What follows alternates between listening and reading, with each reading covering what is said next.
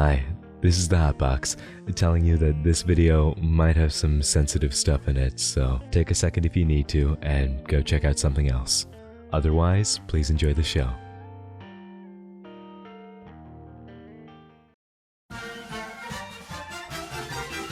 Good morning, USA. I've got a feeling that it's gonna be a wonderful... I don't believe in depression. What would you call being successful? Maybe you define it by achievements in school or in the things you're passionate about. I mean, look how happy Peter is here with his world record aubergine. Unbothered. Flourishing. Some people define success by the ability to reliably take care of themselves and those they care about. Some define it in the little things, like just getting up in the morning. And while these are perfectly good things to be proud of and feel successful about, some people's idea of success can be rather... Success is the most overused word. A man who's not dangerous, a man who has no physicality, it will never be seen as successful. Oh, I'm successful, I'm rich, and I'll yeah, but I'll break your neck. Look how big my hand is. I'm gonna grab you by your neck and choke you till you die. Who's successful now? I'm breathing and you're not, so I'm more successful than you. Fringe, to say the least. Today, I want to talk to you about a businessman. Someone whose cultural impact has left us all a better person. A visionary, a mogul, an industry giant, top G millionaire...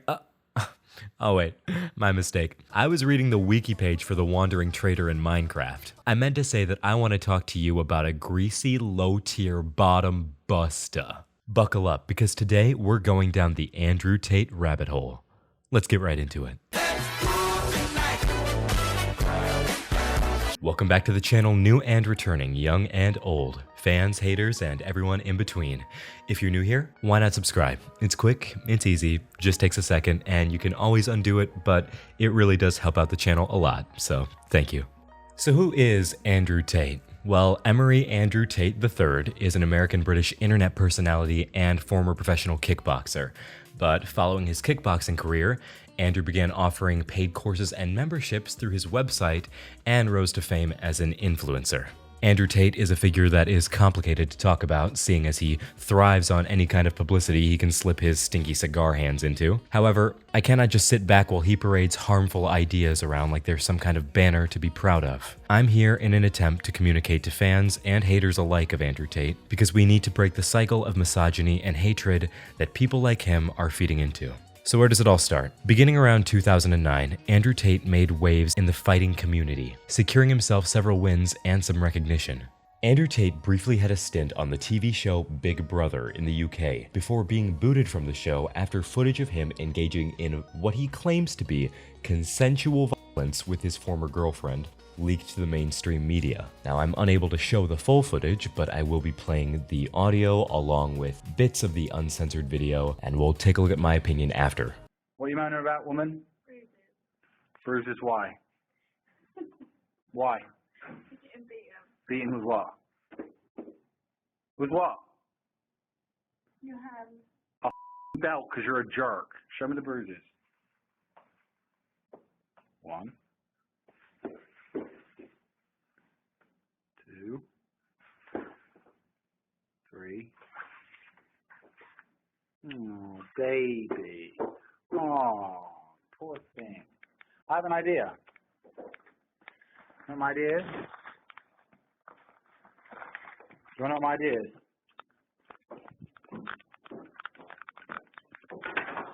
That's right, lock the door, you.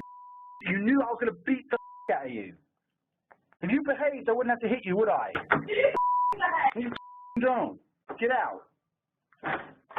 You can't stay in there forever. Show everyone how pretty you are. Get on your knees and show everyone how pretty you are. Look at the camera. Show everyone how pretty you are. Show the camera your tattoo. What does it say? Tate. Why does it say Tate? Because I'm a star. You are my...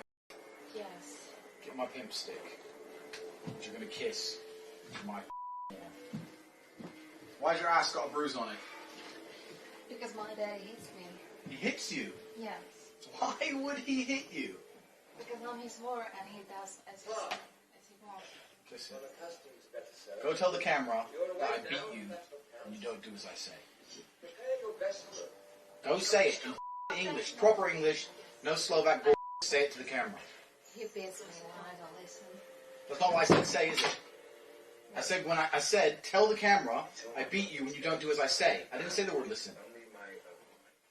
Did I say the word listen? Did I say the word listen? You stupid bitch. I didn't say the word listen. Did I say listen? Did I say listen? No. Look at the camera. Did I say listen? No. Did I say listen to you? Did I say it? No.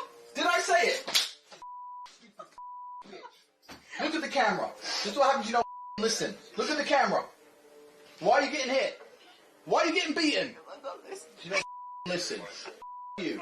Do as I say. This was Andrew Tate's response to the footage. So you were on a reality TV show, and a video of you hitting a woman with a belt. Yeah, so video of me hitting a woman with a belt blows up. It's all in this is like 10 years ago, before the internet was big. So it's like English tabloids, blah, blah, blah, blah. Andrew's a woman beater, Amber's a woman beater. The woman, obviously, now once again, this is an IQ test, right? Because any guy who's bad with women would look at it and go, Tate's a woman beater. Any man who's actually a G, who's been around a little bit, would look at the video and go, man, she wants that. A little bit of spanking. You know, it's normal, right? But if you're going to get some spanking. But if you're a dude who never gets laid, you can't fathom that a woman would want that. So they can't fathom it. So really, this is not even an IQ test. This is a test of how good you are with chicks. Oh, yes, Andrew, because being in near tears and displaying blatantly uncomfortable body language, again, that I unfortunately can't show all of, really sells the story that she wants this. This hardly feels like a thorough explanation, but for Andrew Tate's fanbase, it's apparently enough. Now, there has been a video of the woman involved claiming it was consensual. I'm well aware of this. However, Andrew Tate's online presence became truly alarming as the time went on. His now suspended Twitter account was a wealth of controversial takes going back as far as the 2017 events involving Harvey Weinstein, a Hollywood director who levied his position of power against multiple women to fulfill his sexual desires. And what did dear Andrew have to say about the situation? Well, he wrote, quote, "Sexual harassment is disgusting and inexcusable." Good start, strong start. Oh no. However, a man looking at you or whistling at you or asking your name isn't harassment. Hey Alexa, what's the definition of harassment? I'm not Alexa, but I did find this for you, Hotbox. Correct me if I'm wrong, but an unsolicited sexual advance from a stranger comes off to most people as aggressive. And to the crowd who would say that, oh, it's not as bad as some other forms of assault, you are missing the bigger picture. AFAB people already feel uncomfortable enough just leaving their homes. If we allow these sort of casual aggressions to be normalized, things will only get worse, and there are already too many victims. Andrew openly equates harassment as normal male behavior. Andrew, the fact that harassment is normal male behavior in this day and age is the very problem at hand. Any harassment is harassment, period. Voluntary and consensual sex is one thing. Andrew calling what happened here an exchange is completely off the mark. And that in and of itself is indicative of another problem too, the problem of the world viewing women as objects or some kind of commodity. Females are the ultimate status symbol. The girl I like doesn't like me sleeping and being with other women. Who cares what she likes? She's not allowed to like things. Her opinions are invalid. She's a female. She's barely sentient. She can't think for herself. You're supposed to think for her. You're supposed to come along and say, look, you've been thinking thoughts all your life, and all it's ended up getting you is to my bed, naked. You have to say, no, I'm thinking for you, and I have decided it's good for you. Andrew goes on to say, of course, now they'll say they were abused. However, at the time, it was a simple exchange they partook in voluntarily. Not all, but some. Andrew goes on to say, next point, if you put yourself in a position to be you must bear some responsibility. I'm not saying it's okay you got No woman should be abused regardless. However, with sexual assault, they want to put zero blame on the victim whatsoever. If you go out, meet a guy, take his drinks all night, go to his apartment, drunk, start to kiss him, then he grabs your tits. Not harassment. Yeah, let me just fix this for you real quick. There we go. Covering these kind of statements with blanket things to deflect responsibility, like no woman should be abused regardless, is disingenuous to the point that you were making implicitly. actually quite explicitly with the way you phrased things. People's clothes or their level of intoxication are not licenses to do anything you please. We need to be educating young men and everyone to let people live their lives without taking it as some kind of permission. Andrew Tate's statements here enforce the misconception that people with vaginas owe anything to men or to anyone. That somehow the person in this situation owes the man because of the money/effort invested in. This one's for Andrew Tate fans specifically. Love to burst your bubble, but that's not how it works at all. Your time and money spent is not any kind of justification to force yourself on anyone, especially if that person is, like in this context, inebriated and unable to consent in the first place. And the notion that alcohol makes girls easier is downright creepy, by the way. Andrew Tate says, if I left $1 million outside my front door, when it got stolen, people would say, why was it there? Irresponsible. Take some personal responsibility. This zero blame game is damaging to the female cause as a whole. Protect yourselves, unquote. Blech. Andrew Tate's $1 million outside my front door reasoning is a straw man argument and doesn't hold a candle to the real issues he's not addressing here. He frames it like he's trying to protect men and people, but all he's doing is bringing more criticism and harm to victims who have already suffered more than they should have ever been made to. Although I will say, if you're just leaving money out like that, I'll stop by and help take some off your hands. Rent is due. You say a lot of stuff about women like that they're your property. That's not what I said. I was talking about an OnlyFans company when that question was asked.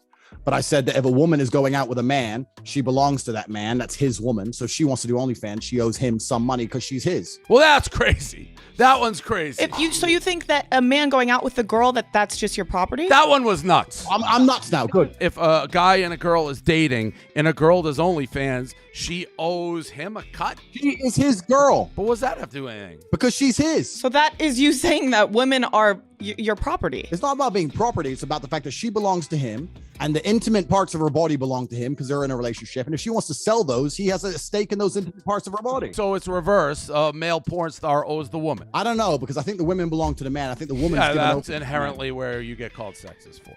What do you mean it's not about being property when you use language like she belongs to him? Being owned, belonging to someone is the definition of property. But because we're still in a culture where men like Andrew think they control women's bodies, Andrew has plenty of supporters behind him. And do not tell me there are not still powerful people with this kind of mindset. Because with the United States Supreme Court taking an anti-abortion stance, we are only cementing the fact that we are still in an age where women are just things to people. Andrew may preach equality, but he sure doesn't communicate it with his views. Say the truth. Which is? Women can't fight. Men are stronger. Like more true things. Andrew Tate fans will take the most surface level piece of this conversation, the biological fact that men tend to be larger in frame and bigger than women, and will somehow turn off the rest of the whole dialogue. Women can't cheat. Fairs, okay, I agree with that. No one should cheat on their partner. Oh, but men can cheat, says Andrew. That's when it gets brain dead.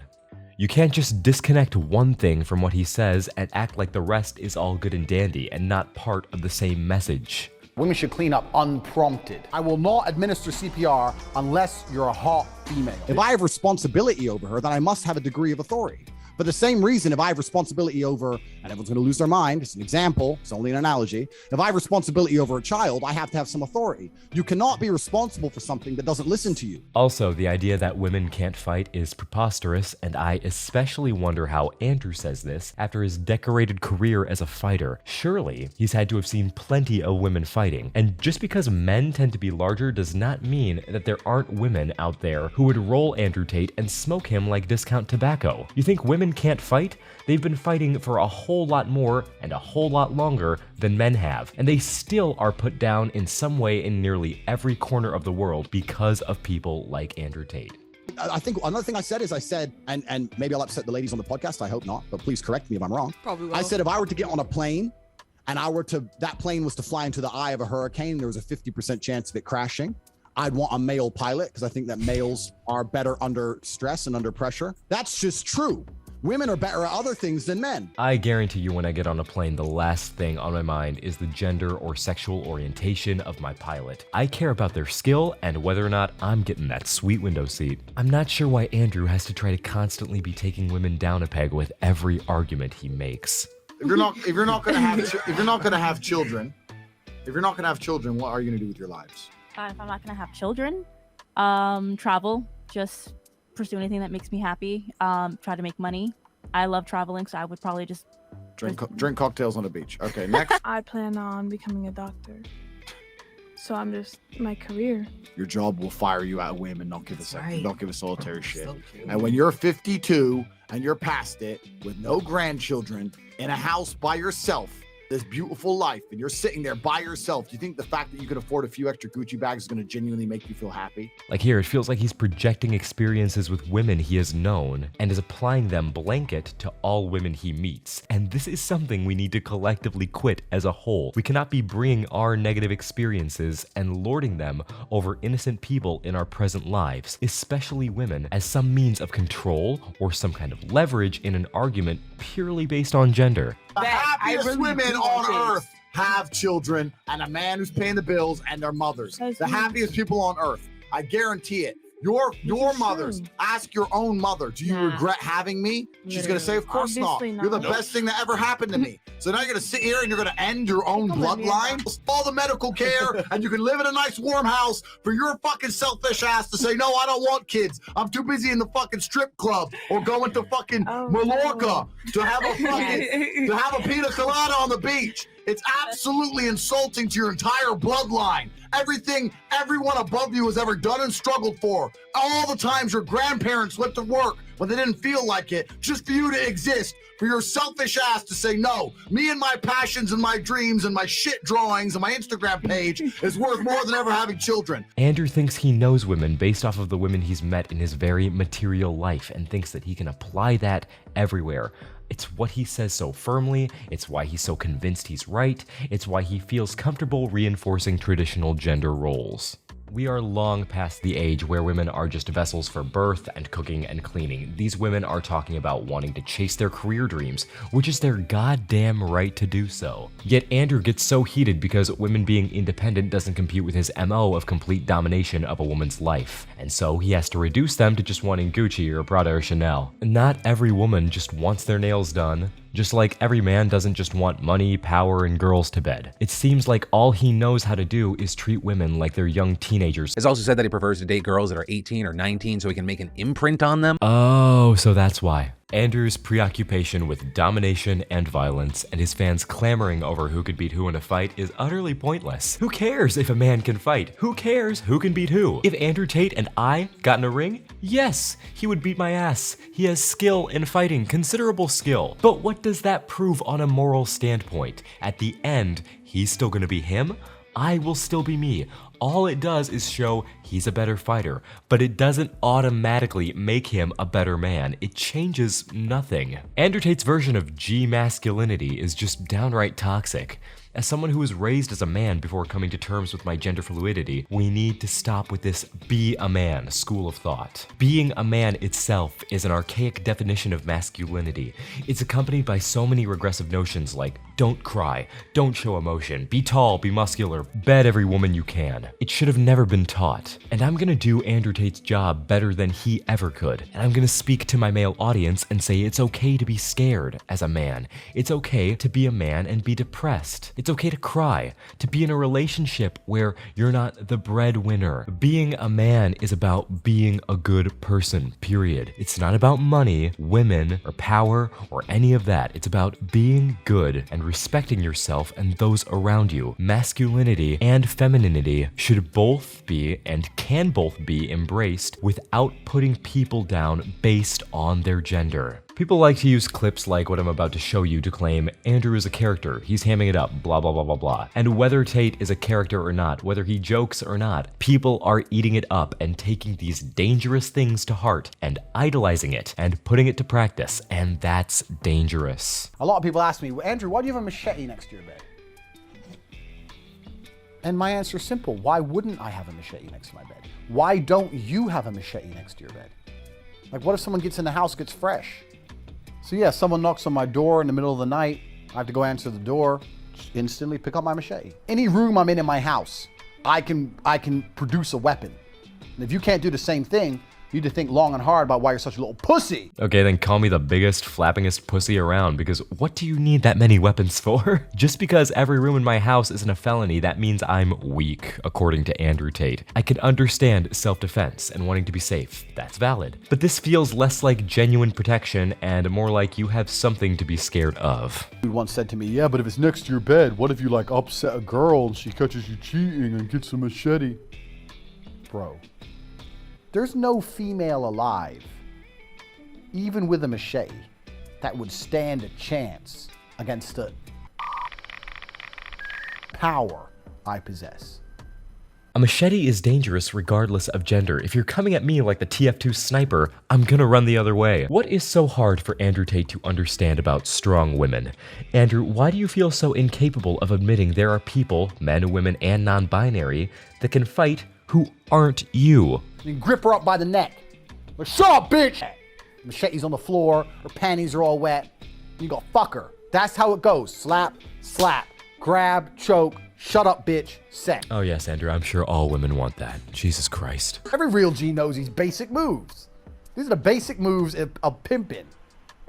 Fucking some little amateur. What if a girl picks it up? You're a fucking loser. Andrew preaching a dependence on this material lifestyle and violence, and that, quote, putting women in their place, unquote, is what you have to do to be a man, and that people will love you that way, whether you claim he is joking or not, is dangerous, and people are going crazy for it, and they're eating it up like it's selling out. Women can't fight. You're not designed to fight. You're incapable of fighting, and you're incapable of handling genuine violence. Every single time I see a clip of some chick in some self-defense fight bullshit, it annoys me because they always underestimate and they don't train for the reality of violence. If a man grabs you, you knee him in the balls and run away.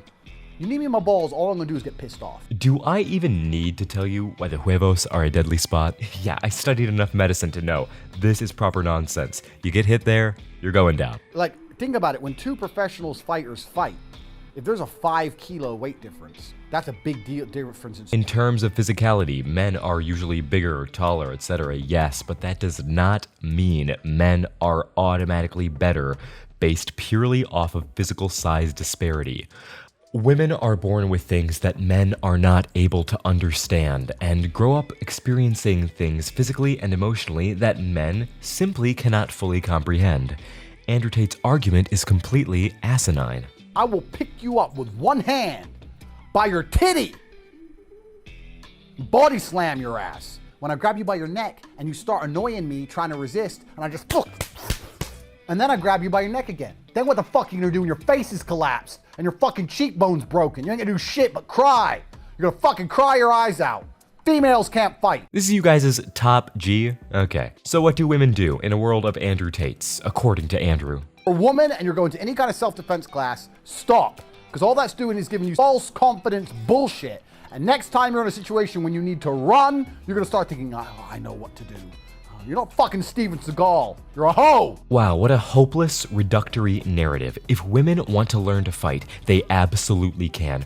Women should not just be doomed to take it, and it's important that we take a stance right now. Andrew Tate loves to co-opt men's mental health and mental health in general for his causes, to mask his messages. But his statements on the issues are base and surface level at best. He does this with many topics. He'll sprinkle in a few things here and there that are marketably relatable to a common denominator of people, most often men, and then use that as a springboard for his other, more fringe beliefs. It's like if I said, you know what? I think war is bad. Oh, thank you. And then I followed it with some knee-jerk statement like, thank you. So here's why I think babies should be curb stomped more. What? Oh wait, no, don't applaud that. It was a joke to illustrate a point. There are plenty of other advocates for the causes Andrew Tate speaks on that don't use it as a platform for controversial ideas. Just because Andrew Tate is right when he says that mental health matters doesn't mean that he is right or good as a whole. And I don't know if I would be taking mental health advice and criticism from the guy who said stuff like this. So when you walk into a house and you see mess, why is your lazy ass not doing the right thing and start picking and cleaning shit up. If you're sitting there going, that's sexist. Well, it's sexist for me to fucking pay for everything, isn't it, you fucking bimbo? In fact, all people are lazy and entitled. I hate everyone equally. Don't come at me and call me sexist or racist or any of these things. I hate everyone. I don't care if you're black, white, straight, gay, man and woman. I hate you anyway. I hate everybody exactly the same. It's the same universal hate. So I'm a very fair person. But being gay is not brave. As a master manipulator, I know when someone's trying to manipulate. I don't think there's anything intrinsically wrong with women doing OnlyFans, as long as I had influence and control over it. What do you mean? Doing a video photographer to get the angles, yeah? No. I'm not doing any real work, but just like taking all the money. If my chick said, I want to do OnlyFans, I'm like, all right, then cool, go do it. How much you made? 10 grand, all right, give me 8. All right, cool. Why would, what woman is going to give you 8 grand? Because you're my woman, you're doing OnlyFans, you're selling my product, what the fuck? Your product? Yes, The correct. woman is not Next your question. possession. No. Product. Like, do you own me? No, sorry, like, your ego's a bit too big. You don't own me, I'm not a product, I'm not an object. And speaking of controversial ideas, let's talk about Andrew Tate's view on SA, men's safety, and his move to Romania. This clip is from a now deleted video on Andrew Tate's YouTube channel where he discusses his move and his reasoning behind why he chose Romania. This is probably 40% of the reason I moved to Romania, because in Eastern Europe, none of this garbage flies. If you're gonna go to the police and say you raped me back in 1988, they're gonna say we should have done something about it then. If you go to the police and say yesterday, say, okay, if you got physical evidence, or is there CCTV proof? Where'd it happen? Okay, let's go interview him right now. And if it wasn't really, I'd say, oh, we went to the club, we got drunk, she agreed to go back to my house, we started having sex, and then we carried on having sex, and then we had sex, and she didn't say anything wrong, and then she texted me afterwards, and I didn't text back, and now she's saying I raped her. The police would be like, okay, she's an idiot, bye. But no, not in the West. In the West, you can tell them that exact story, you're still fucked. You're fucked in the West. Oh, good to know that Andrew Tate is feeding into the very culture that makes victims scared of coming forward in the first place. So much so that he decided to move to another country to play into it. Consent is fluid. It can be taken back at any time. And in the context that Tate describes here, the victim is unable to consent in the first place due to intoxication. It's not being an idiot, it's the basics of consent. When people say, why do you live in Romania? And I explain my 5 reasons. One of them is the Me Too era. They go, oh, well, you're a I say, no, I'm not fucking. But I like the idea of being able to just say, to do what I want. I like being free. And if you're a man living in England or Germany or America or any of the Western world right now, you've decided to live in a country where any woman, any ex, any fucking bitch who works at Greg's who you bought a pasty from, at some point in the future can destroy your life. This Me Too era bullshit has not protected women. It's just destroyed the safety of men. Andrew Tate talks about getting to do what he wants. But just how dark were the things that he was doing that he needed to pack up to a different country to escape a police force that is famous for doing little to nothing, especially in cases of sexual assault? America, England, Germany. This is not just a Western world issue. India, Thailand, the Philippines, Japan. I'm not saying there aren't ever false reports of sexual assault. I'm saying that the police don't give the victims the proper time and care to investigate in the first place, which leads to an overwhelming number of real cases being swept under the rug, purely based on negligence. Andrew Tate's narrative is completely sideways, because it seems in this world, no matter where you go, it's not the perpetrator who's fucked, it's the victim. Because in the eyes of the law, they're not given an earnest chance to begin with. And speaking of victims, let's talk about the allegations against Andrew Tate and his brother Tristan Tate. In April of 2022, Andrew Tate's compound in Romania was raided on the allegations that the Tates were holding multiple women captive. While the police have yet to file official charges in the matter, the Tate brothers' responses to the charges is enough to raise some eyebrows. The origins of this story is because there were some photographs of the police who did in fact come to my house, and the police did in fact search my house. Now, the internet, like everything else, they get pictures of the police searching someone's house. The internet can just run away with whatever it wants to say. But the actual story, I wish it was something cooler. It's so fucking lame that I'm gonna tell you all right now. A girl had been at a party at my house, and her boyfriend, who was obviously a fan of Emergency Meeting Live, saw her Instagram stories, said, "Oh my God, you're at the Tate brothers' house in Romania." Oh, she was just some random girl, huh? Was she random when you were telling her you were in love with her and buying her plane ticket to Romania? Because this already feels like a misrepresentation of the situation on your part. Which is part of a larger misrepresentation because this is not the first instance of the Tates luring people to their compound and then coercing them into being a part of their network of cam girls. A network where Andrew and Tristan would house them and provide their connection and work tools in return for a large portion of the money earned from their camming. Now, let's make this clear. Online sex work is a completely normal thing. That is not the issue here. The issue is that these women were already being exploited by the site that they were being hosted on, by it taking a large portion of their income, to only have that dwindled income be further dwindled by Andrew Tate's take, leaving them barely enough money to survive, making this network profitable for only Tate, a network that Tate allegedly admits to being a complete scam. But that's neither here nor there, right? Let's get something straight. This is seemingly a repeated pattern of events, and it seems disingenuous to talk about the situation like it was some isolated nothing burger. It's something Andrew Tate has talked about before as well. I made a lot of money off vices, the vices of the week. Men fall in love with women online, send all the women their money, they give all the women to me. Sorry, wait, yeah, that's true. I do have all the women, but I also have all the money. So it's a very simple, it's a diagram. Let me draw you a diagram, because it results in me being a G. Let me draw something for you. So basically, this is me at the top. Tate. You know, exploiting people online and IRL doesn't seem like real manly stuff to me. It feels like the kind of thing someone with no real merit of their own has to do so they can feel successful. But that's just a theory. A game theory. Being the man. Below me are chicks. You can see I drew some titties and a very pretty smile. Ah, so this is what women look like in Andrew Tate's mind. Flat caricatures that are beneath him. And below the chicks are men that coincidentally look a lot like you guys. Otherwise known as geeks. And what the geeks would do, so here's the diagram. You have me at the top, Tate's amazing things right. You have me at the top, you have the chicks below. This is one chick, but there can be many. And then you have the geeks. And what would happen is the geeks sent their money to the chick, and the chick gave her money to me. Because I'm the top of the motherfucking food chain. So the geeks gave their money to the chick, and the chick gave her money to me. And this is all based on a hierarchy. Basically because I'm an unquantifiable force of nature. Because I'm such a brilliant individual. Wow, money moving in a hierarchical format towards the sole individual at the top of the chain. What a truly original idea that surely no one has done before. Damn it. Because I'm such a masterful human, I don't have the weaknesses that other people have. So the geeks were weak for the chick, so gave the chick money. And the chicks were weak for this dick, so gave me money. Because I'm a motherfucking G. PIMP. I took these hoes from ghetto streets to hotel suites. I told them if a men think you're handsome, they need to pay your ransom. Ransom?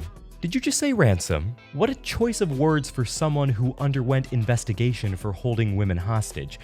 Which reminds me, back to that interview. And she went, no, I didn't want to come to this party. They made me come here and I'm not allowed to leave. She said that to her boyfriend. That's some bullshit excuse. So her boyfriend is obviously one of these believe all females. Oh my God, my girlfriend.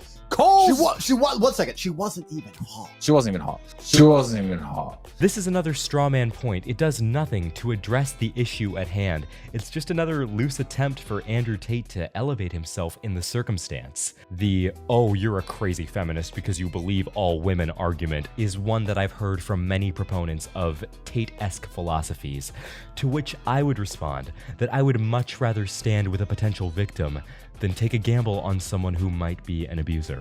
Ugly. He calls the fucking police and says my girlfriend's being held against her will by the Tate brothers. From the article, Tristan Tate allegedly informed the victim that if she left, he would find her wherever she hid and hurt her, quote unquote. That sounds pretty against her will to me. The police call the American embassy, and the next day, the police come to our house. fully loaded. The American Embassy send the cops to our house. Now, they take us to the police station. So all the pictures of me and Andrew being taken away by the police, those are real photos. And what happens is they search our house. They find no drugs. They find no women. They find no people. They find nobody. It's a big, luxurious, amazing, badass fucking house, but there's nothing illegal in the house. Easy there, Tiger. Your mouth's gonna have no room left for your words with the way you're sucking yourself off there. You know, Tristan is right when he says they didn't find drugs, at least that I could see in the article. But I did find mention of real pistols, airsoft rifles as well, and lots of champagne. These certainly seem like the kind of things that could be used for coercion. So we're sitting there at the police station. The prosecutor says, yes, we searched your house. I'm like, all right, good. What'd you find? Well, nothing. But the report said that you were holding people hostage. I said, bro, there was no one at my house. He goes, yes, I know. Well, we checked the CCTV. I said, oh, what did you find? The girl who made the complaints was outside the gates taking pizza delivery and coming back inside. Ha ha ha. So I'm sitting there laughing. The police are laughing. The prosecutor's laughing. And then I went home. But wait, I thought there was nobody at the house. Then how did you have the victim on CCTV? More importantly, how are you going to leave out the fact that investigators found a fortress where multiple women were held in rooms with erotic toys and had "owned by Tate" tattooed on them? I mean, that doesn't seem like spitting facts to me. And what's more alarming is that the Tate brothers are laughing like this is all nothing, which is scary coming from the guys who have acted like and said multiple times that they have the money and power to get the police off their back at any time. But this is Andrew Tate's brand of marketing. Big, bold claims with a few base truths here and there that are just enough for some people to latch onto and spread, not knowing the sinister message that they belie. And they are especially more inclined to spread that message if they are being financially incentivized to by Andrew Tate's own program. Let's talk about Hustler University. Hustler University is not the first of its kind. It's the same principle that many influencer gurus have peddled in recent years. For $50 US a month, Andrew Tate promises you can escape the matrix, earn fast money, and the freedom from your problems that you've been seeking. The Matrix was broken. Hustlers University is the greatest thing that exists on the face of the planet for people who are trying to escape the Matrix. Become Hustlers University. Welcome to the metaverse. Inject it into your brain. You can skip university, you can buy my program, and I guarantee you will know everything you need to know. But Andrew Tate's university is a glorified Discord server. Students are given affiliate links to recruit other new members. And how do they spread the good word of Andrew Tate? By flooding TikTok and YouTube and every social media outlet possible with Tate's best moments, quote unquote. It's encouragement to crop the least outlandish and most relatable Andrew Tate moments, and I use relatable very, very lightly here. Attach an affiliate link to that post, and then farm more and more people. These channels are everywhere. Andrew Tate is running amok on TikTok without his own formal account. And this is dangerous because of how quickly information disseminates over the internet, and because of who Andrew Tate is willing to market to. Andrew Tate's ads target children as young as 13. The juxtaposition of Andrew Tate's mentality and values to an impressionable child base is incredibly concerning. Kids are the future. I've said this before. And if we allow them to have unfettered, unmoderated access to this kind of content that normalizes mistreating women and everyone else around you, then we will only end up worse as a whole. And if you need further illustration that Andrew Tate's message is reaching children, here's a few posts that might help with that. This first one comes from the Our Teachers subreddit. The post reads, quote, "The rise of Andrew Tate is ruining my freshman boys. Have y'all heard of a sexist, misogynistic, disgusting excuse of a human being known as Andrew Tate? Well, I promise you, all your middle school and high school boys have, and they're addicted to his content. Just this week, I had to have 6 convos with families about their sons saying shit like, quote, women are inferior to men, unquote. Quote, women belong in the kitchen, miss blank, unquote. Not only are they making these misogynistic claims in class, but are literally refusing to do assignments if it's sourced from a woman. I had 3 boys refuse to read an article by a female author because they said, quote, women should only be housewives, unquote. But when I say, quote, I'm a teacher and here teaching you, unquote, the cognitive dissonance kicks in and they start saying, quote, yeah, but teaching is a woman's job? And let's make this clear, misogyny has always been rampant and treated as a joke by young boys. But due to social media algorithms today, they are being hyper-targeted by this kind of content because of how much they engage with it. Young boys and young people are coming to these apps with questions about women and getting served this kind of content instead. And if you think that this problem only extends as far as high school children, let me show you a clip from a teacher talking about their 11-year-old students and how far this problem truly stretches. I've been in school for 3 days now, and within these 3 days, the amount of young 11-year-old boys that have told me that they love Andrew Tate is ridiculous. This man is really affecting the minds of young men. I had a boy today, 11, turn to a girl and tell her that she's fat. Women need to be thin.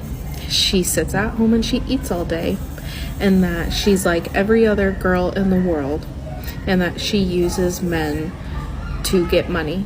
And at least he's a hardworking man and he works for his money. They're 11. Okay? You need to be aware of what your kids are watching, because this is ridiculous. As of the making of this video, Andrew Tate has been banned from multiple social platforms, including Facebook and Instagram. While I agree this is a good step to take, it does nothing to ensure that this kind of content will not continue to spread. Because this is removing Andrew Tate from the platform, but not his content from the websites and their algorithms themselves. Algorithms that are explicitly designed to use the website's content to maintain and increase traffic and clicks. And instead of tweaking these algorithms or manually identifying and removing the content that's sexist, violent, racist, homophobic, etc., companies would rather champion the ban as a be-all, end-all solution. Never mind that Tate has a ravenous fan base that still litter platforms like TikTok and YouTube with his content and links to his shady university. And again, I use the term university in air quotes. Banning Andrew Tate is just cutting the head off the Hydra, and there are dozens more ready to grow back unless platforms take a serious look at the way they promote content and engage their audience. Now, I have to clarify this for the sake of the Andrew Tate fans watching, because I've seen plenty of them touting the censorship argument. I agree that censorship as a broad concept is slippery and gray and can be dangerous. We've seen this in plenty of other places before. However, you also can't allow someone to just break your terms of service and get away with it. What, are they just supposed to let him keep breaking terms of service? It doesn't matter if you're against deplatforming. If you do something against TOS, it will get you off of a website. By allowing him to remain on their platforms, YouTube and Facebook may have given the impression to people that his views were valid somehow, and some gullible people would buy into his scams further. And by the way, it says gullible on the ceiling. Andrew's ideals are a big part of it, but on a hard, tangible scale. This is about the violation of terms of service across multiple platforms. Facebook is a company with their own T&Cs that Andrew Tate went against. It's not their job to penalize him, to take away his source of income, or to control what he says. But it is their job to control what kind of media is displayed on their platform and what kind of content is monetized. They're not law enforcement. I'm not law enforcement. Neither are we an authority on freedom of speech, and they're not trying to be. At the end of the day, by its definition, it is a form of censorship. But this is the consequence that he signed up for when he made the account. It's not just Facebook or Instagram or YouTube's job to worry about the semantics of who might rise up in his place or the effects, positive or negative, that their ban has on him. But their job is to ensure the rules aren't broken on their website. Every platform has rules and is allowed to ban or remove anyone that breaks them. Andrew Tate is still able to keep talking and posting videos, just not on these platforms. In response to all of this, Andrew Tate published a video that is over an hour long and attempts to highlight his thoughts on the issues. A fucking clown! It's right there! I was thinking for a long time how to start this video because it needs to be concise and compendious, but I also want it to be very, very comprehensive. Concise. Okay, well, this video is over an hour long, so there goes that idea. And I guess the best place to start is at the beginning. There's been many different versions of my life story, which have been put on the internet as of late and from many years ago. But I'm gonna give a very, very quick overview of my story. My life has always been difficult. I've certainly had a difficult life. I preach to the people who follow me that, as a man, trauma and difficulty is extremely important because it's the building blocks for mental fortitude and physical fortitude. So I'm very, very happy that my life has been difficult because it's impossible to become a capable man or a man of my capability without struggling with facing serious adversities, without trying to overcome often insurmountable odds. I grew up in south side of Chicago. I'm obviously a person of color. I was bullied in school to a degree, and my father always taught me to stick up for myself. I was never allowed to run and cry to authority. I was told that if someone wants to mess with you or come at you, you can't always go tell the teacher. Sometimes you have to deal with it. I was actually picked on by these two kids when I was riding the school bus home. I think I was around 5 and they were around 7. They were a bit older than me, and they used to pick on me on the school bus. They'd sit behind me, throw things at me, hit me, etc. And I came home and I told my dad about it. And I said, Dad, these 2 kids are picking on me every single time I get the school bus. I don't know what to do. And my dad said, I'm not going to call the teacher because the teacher ain't on the bus. I'm not going to call the school bus driver because they're busy driving. Son, if you want to deal with this, you're going to have to deal with it yourself. And I said, but Dad, they're bigger than me. What do you want me to do? There's 2 of them and they're bigger than me. And at the time, I'd just come home from school and I was holding a lunchbox. My dad pointed and said, you have a lunchbox, son? Teach them. So weeks had passed. It was a few weeks. They kept picking on me, and I felt myself sitting there getting more insecure, and the rage was boiling inside of me. And one day, one of them slapped me in the side of the face from behind. I was sitting in the chair. He slapped me in the face from behind. And instantly, I don't know what it was, but this was the day I had enough, and I turned with my lunchbox and swung it over the back of the school bus chair and caught him and busted his eye clean open. Plastic Batman lunchbox. Hit him in the eye, and blood started squirting everywhere. All the children started screaming. And as I did this, the bus had just come up to a stop. It was a few stops before my stop, but it had stopped. And as the bus stopped and the screaming happened, I just got up and I just ran off the bus. I ran home. I've never run so fast or so far in my life. I was full of adrenaline. I just ran. When I got home, I had blood on my clothes, and my dad looked at me. So what happened? I said, that kid, I won't say his name. I said his name at the time. I said, that kid, he hit me in the face, and I had enough of him getting hit in the face. And I was still holding the lunchbox, but it was all smashed up where I'd hit him with it. And my dad kind of smiled a little bit and said, don't worry, son. Get in the car. We got in the car and we went to Walmart. We walked up and down the aisle, and he looked and picked up another lunchbox, an exact replica of the same blue Batman lunchbox, gave it to me and said, I'll buy you as many of these as you need. And that was the last we spoke of it. Funnily enough, I never saw that kid again. I don't know if he changed schools. I don't know what his parents did, but I never saw that child again. I don't think trauma is something everyone needs to grow. I don't think anyone with trauma, myself included, would wish it on anyone else, and in fact would agree that there are plenty of kind and patient ways to bring a man or anyone up.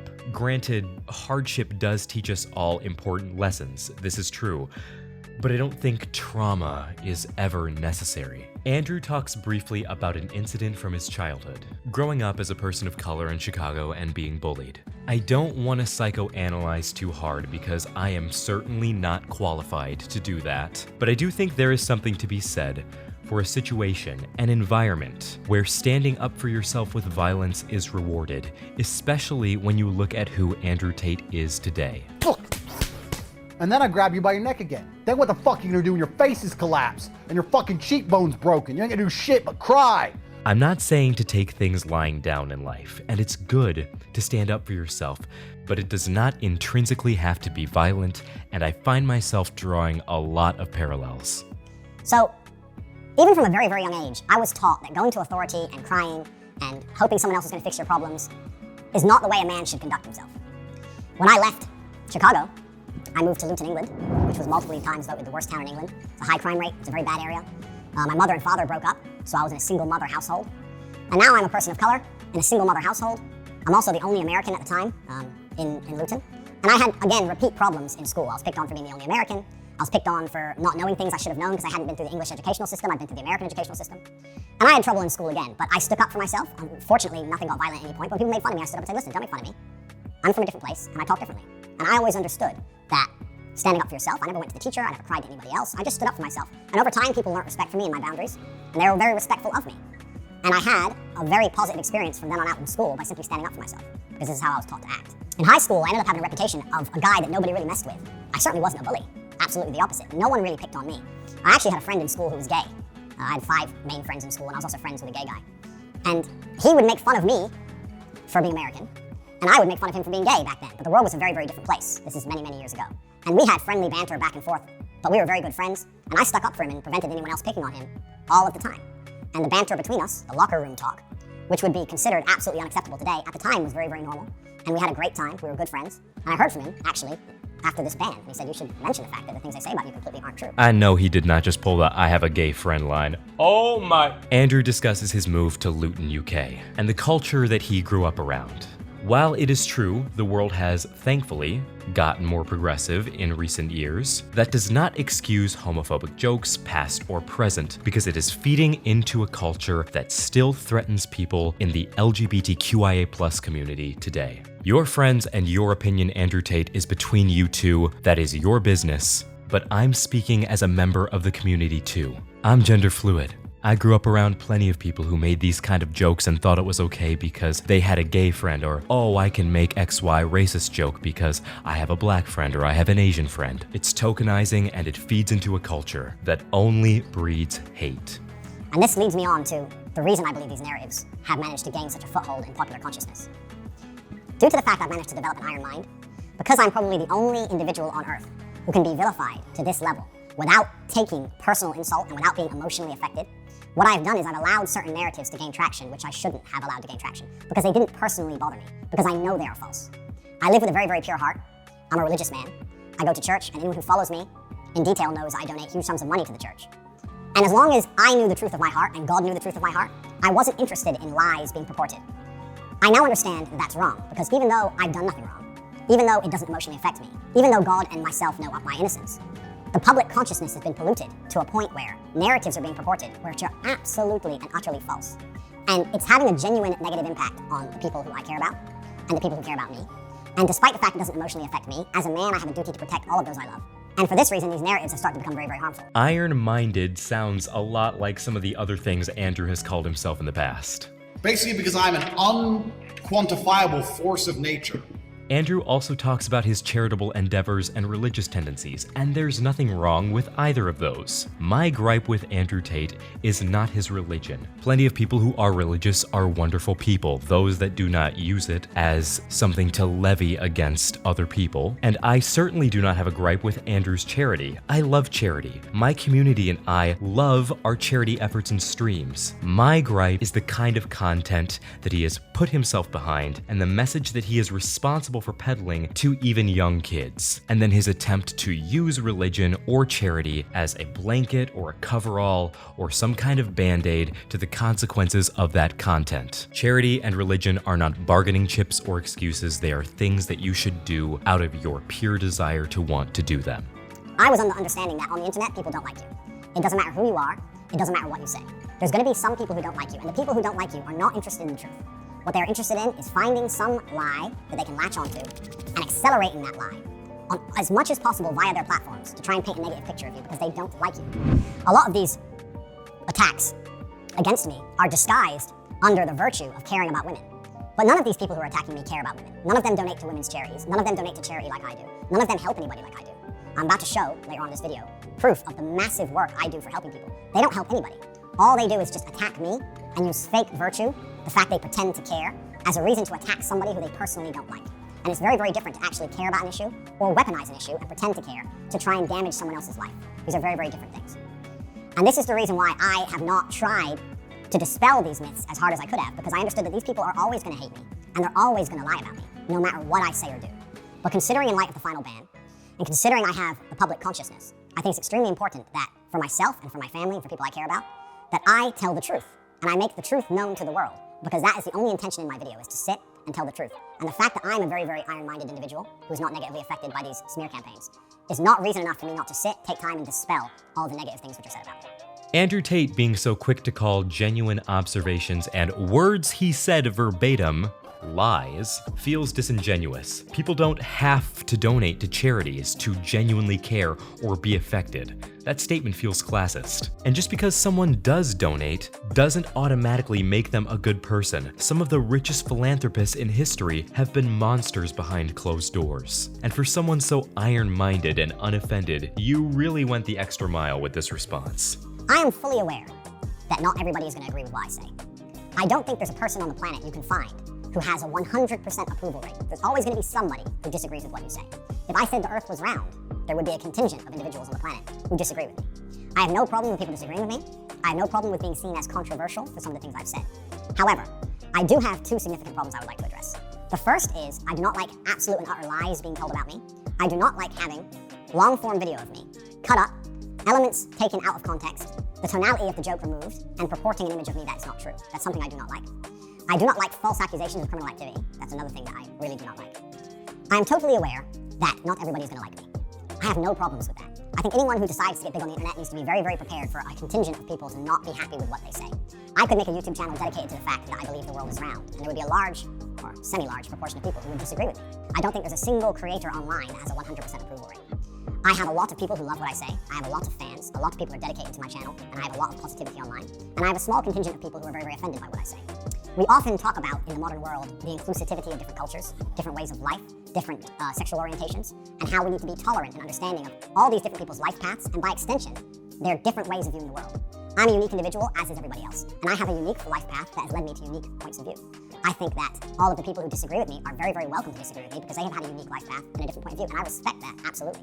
I would never shout for any of the people who disagree with anything I say to be silenced or canceled, because I don't think that helps the world. I think that discourse is always going to be the way that we lead ourselves to the truth, and if anybody has anything contrary to say about any of my points of view, I welcome it, I like to hear it, and as long as it's in a respectful and adult manner, I often platform it on my platforms as much as possible so I can sit and discuss it, and I can learn things. Because if I have a point of view and someone challenges it in a very adult, correct, logical way, very often I've changed my point of view. And this has been really, really good for me as a person to grow and for the audience to grow. And I know I've changed many other people's minds when they've come to debate with me. And this is the beauty of being human. So I have no problem with being disliked. I do have a problem with a few things. I have a problem with long format things I've said being taken out of context, taking a small clip from a 2-hour piece of video, then with careful editing, removing of tonality, and changing my intention behind the words, painting me to be a criminal or a bad person when I'm not.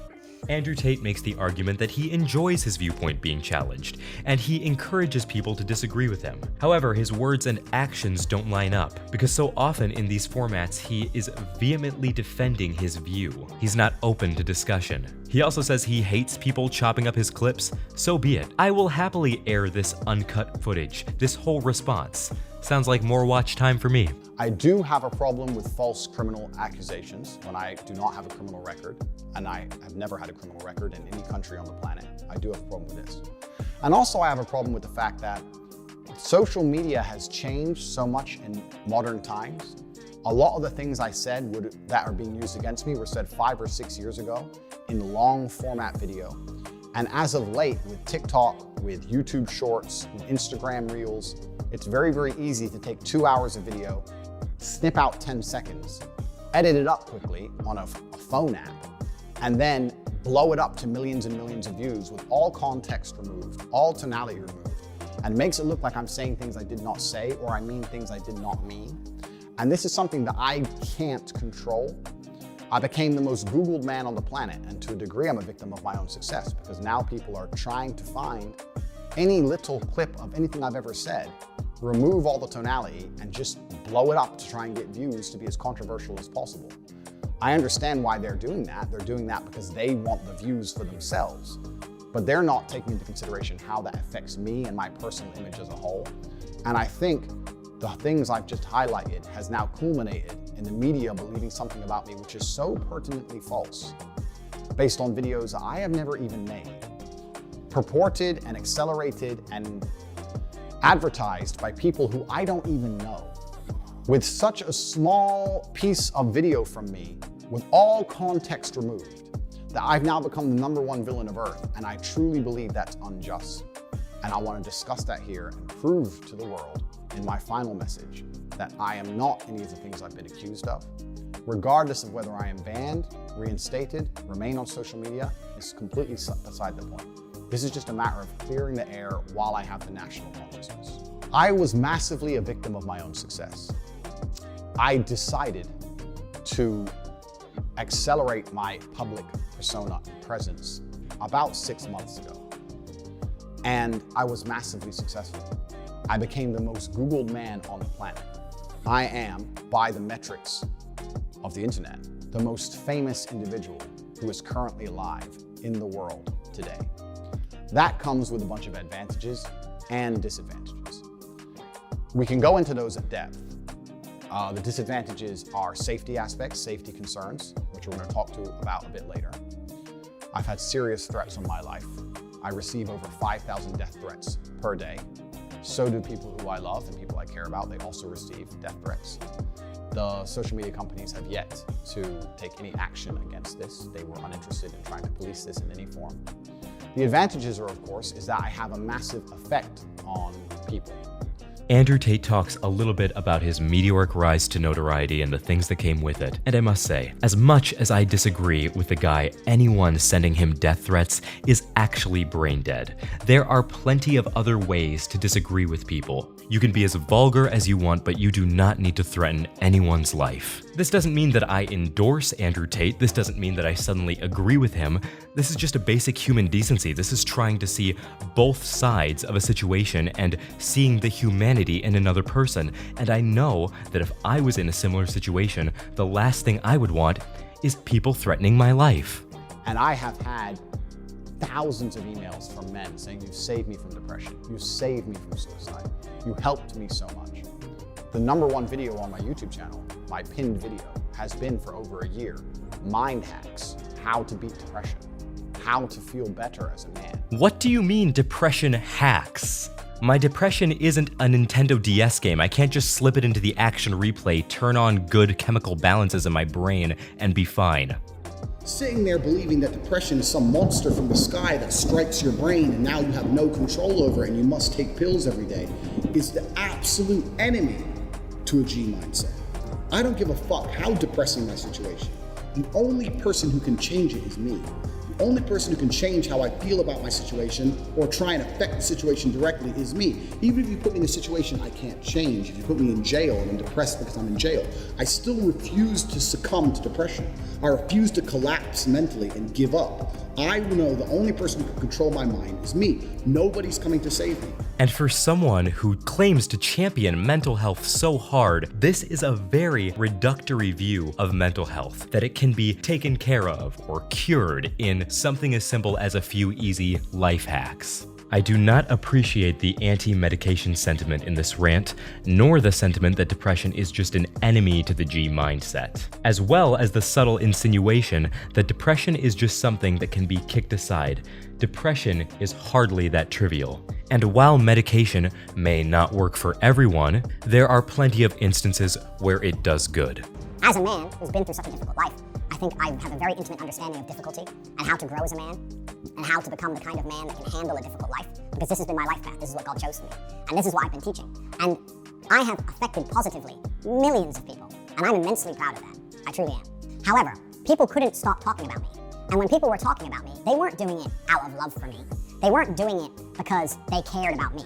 The main reason people were talking about me so extensively is because they cared about their own channels, their own views. They wanted their own clicks.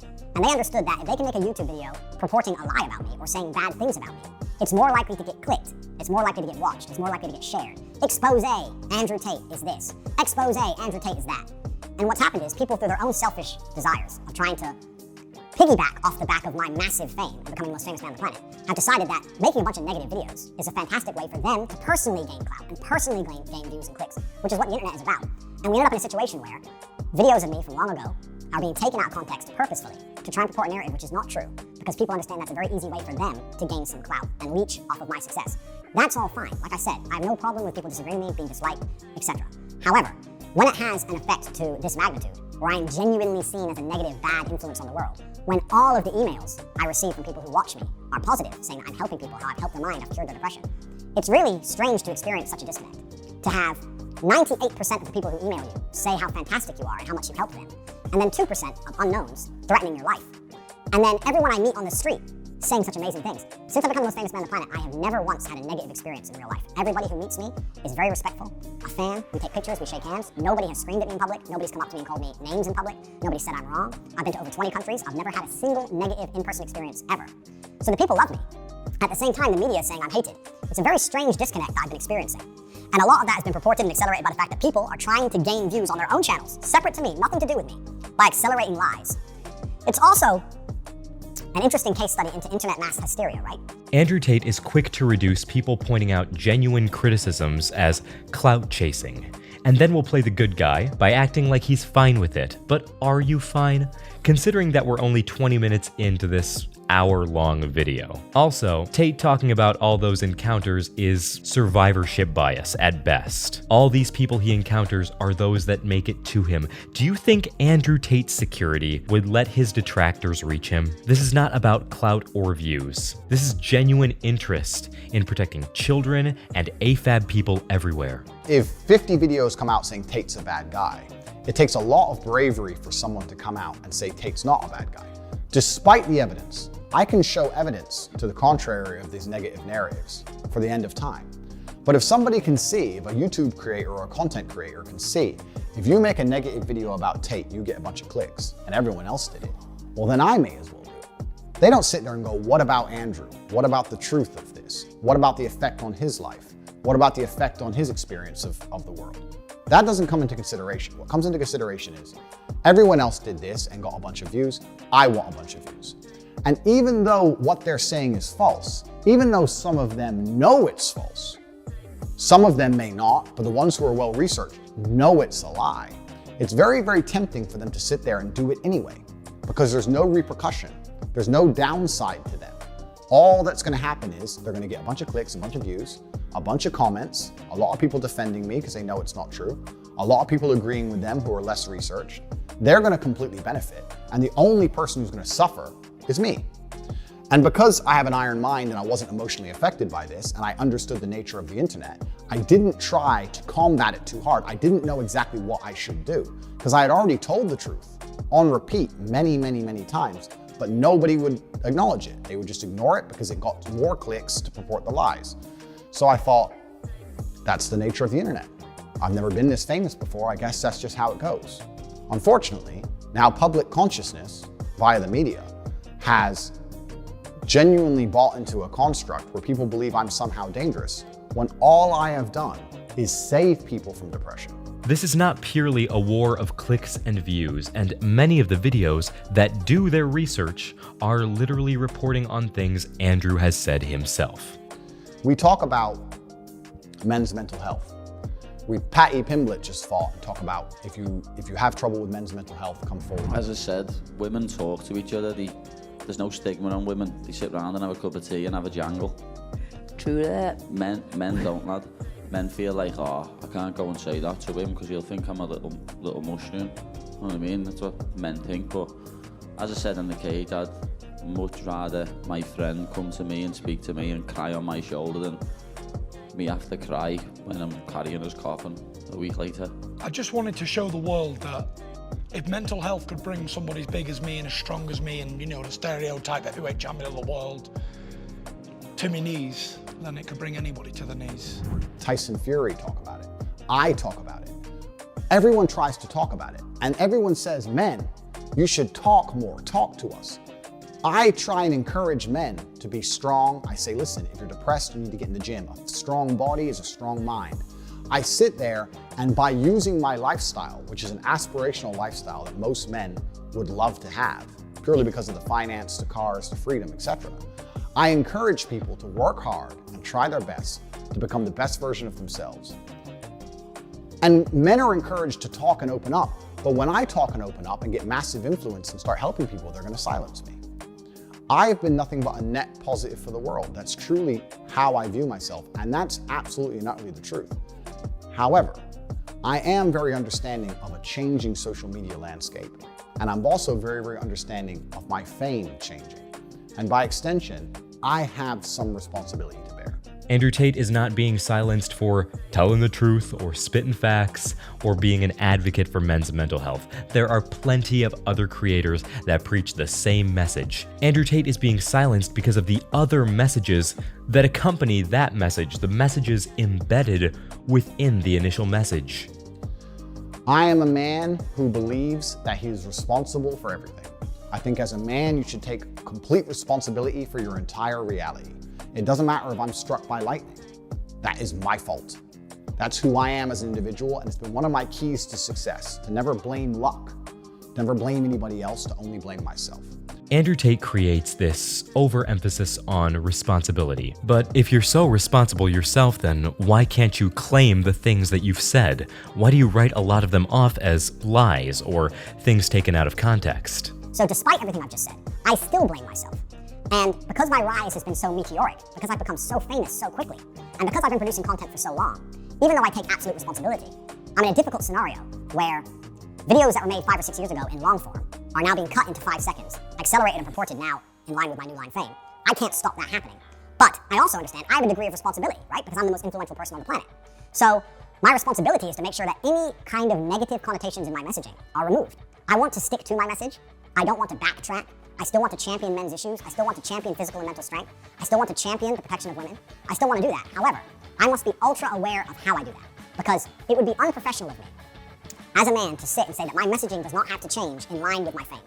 The way you can say things in a video that gets 500 views is very different than the way you can say things in a video that gets 500 million views or 50 million views. You have to change your messaging. The more people you reach, the more important it is that people do not take your things out of context, right? If 0.1% of people misunderstand you on a 500-person video, that will not have a large effect on the world. But if 0.1% of people misunderstand you on a video that has 50 million views, now you start to affect the world in a negative way. So I have to be very, very, very careful in line with my newfound fame. And it's difficult, because in the world I'm in, if I sit down and do a 3-hour podcast, it's my job to be entertaining. And I want to give exciting answers and interesting insights. I think the reason people follow me is because I have a very firm understanding of the English language, a very good grasp of the way to construct sentences, how to be motivating, how to be compelling. And I do that on purpose. But it's also very difficult for me, regardless of my intellect, to now sit at a podcast, be interesting, be exciting, give a compendious and concise answer. At the same time, be wary that in my 1-minute answer, at any point 6 seconds worth of it can be taken, snipped, used against me, and weaponized. I don't know if my mind can handle all those tasks at once. It's not very often I'm stumped, but that is becoming extremely difficult. And I'm sitting here thinking I've been offered massive podcast requests by the biggest podcast in the world. And I'm thinking, how can I answer questions? How can I be a responsible adult, because that's what I am, how can I be a professional, take responsibility for my level of fame, to make sure that nothing can be taken out of context, but still tell my truth and still answer the questions, but construct my sentences in a way where they can't be misrepresented at all. Andrew talks briefly about the responsibility of a large platform. Sort of great power comes great responsibility type deal, which is, to an extent, something I agree with. However, Andrew frames it as such a burden to be so wary of everything he says when it's really not that hard. Speak straight, speak strong, which he can do. I must confess the guy is a good speaker. And don't be misogynistic. Don't be homophobic. Don't be transphobic. Don't be classist. All of that, it's something that Andrew Tate shows that he repeatedly struggles with doing, and it shouldn't be that hard.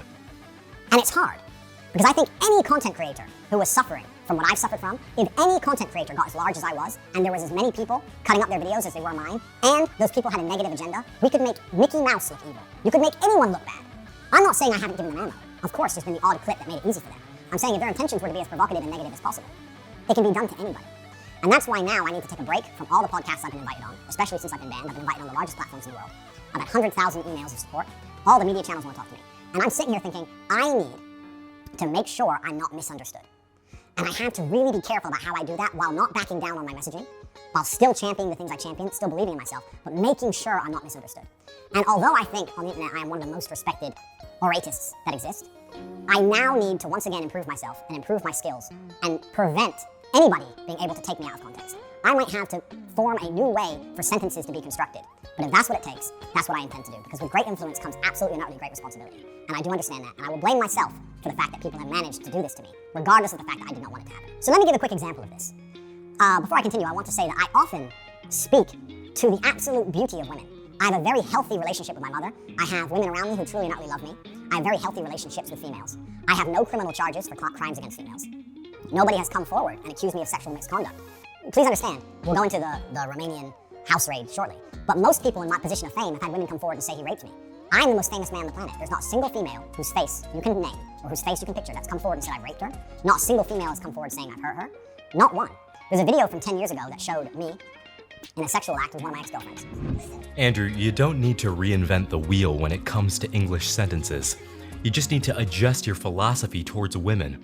Even if you speak to the beauty of women, that does not intrinsically mean that you are respectful of them. Great influence does carry great responsibility. But just because no one has come forward, just because no one has said anything, just because no one has made any formal charges, does not mean that someone is innocent. Fear is a powerful demotivator, and power imbalances, particularly the ones created by men, like Andrew, can do a lot to keep victims from coming forward in the first place. Hello everyone, I just wanted to say something about a video that's been released recently about me and my ex-boyfriend, Tate. And charisma, still great friend, what you guys saw in the video. It's just what we used to do. It was just pure game. He's a great guy. He would never hurt anyone. Unless he's fighting. The left understand that kink shaming is a negative thing, from my understanding. She has come forward and said that it was all just a game. And still, that video is being used and sent around the internet saying I'm a woman beater. If I said it was a game, and she said it was a game, who are other people to then comment on our lives, our private lives, which got leaked, and tell us it's not a game?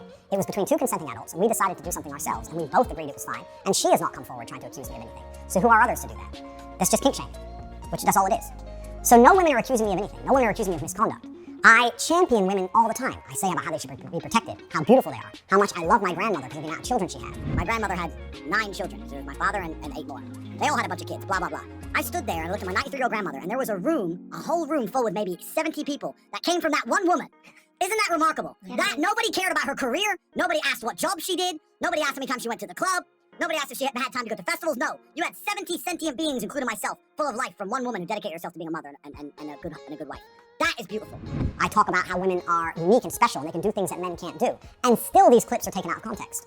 Let me give you an example. I absolutely not really love women. I have nothing against women. I believe women are the most precious things on the planet. They create life. They should be protected. They should be provided for. I would never let a woman pay for a bill. I would never let a woman, if someone touched any of my women, I would stand up against 10 men by myself and risk my life to protect her. I believe that women are beautiful creatures. I just don't think that they're as emotionally calm as men in stressful situations. I don't think they can fight like a man can. And for the same reason, I would never drop my children in an all-male nursery. I think that's strange and weird. I would only drop them in an all-female nursery. Women do certain things and men do certain things.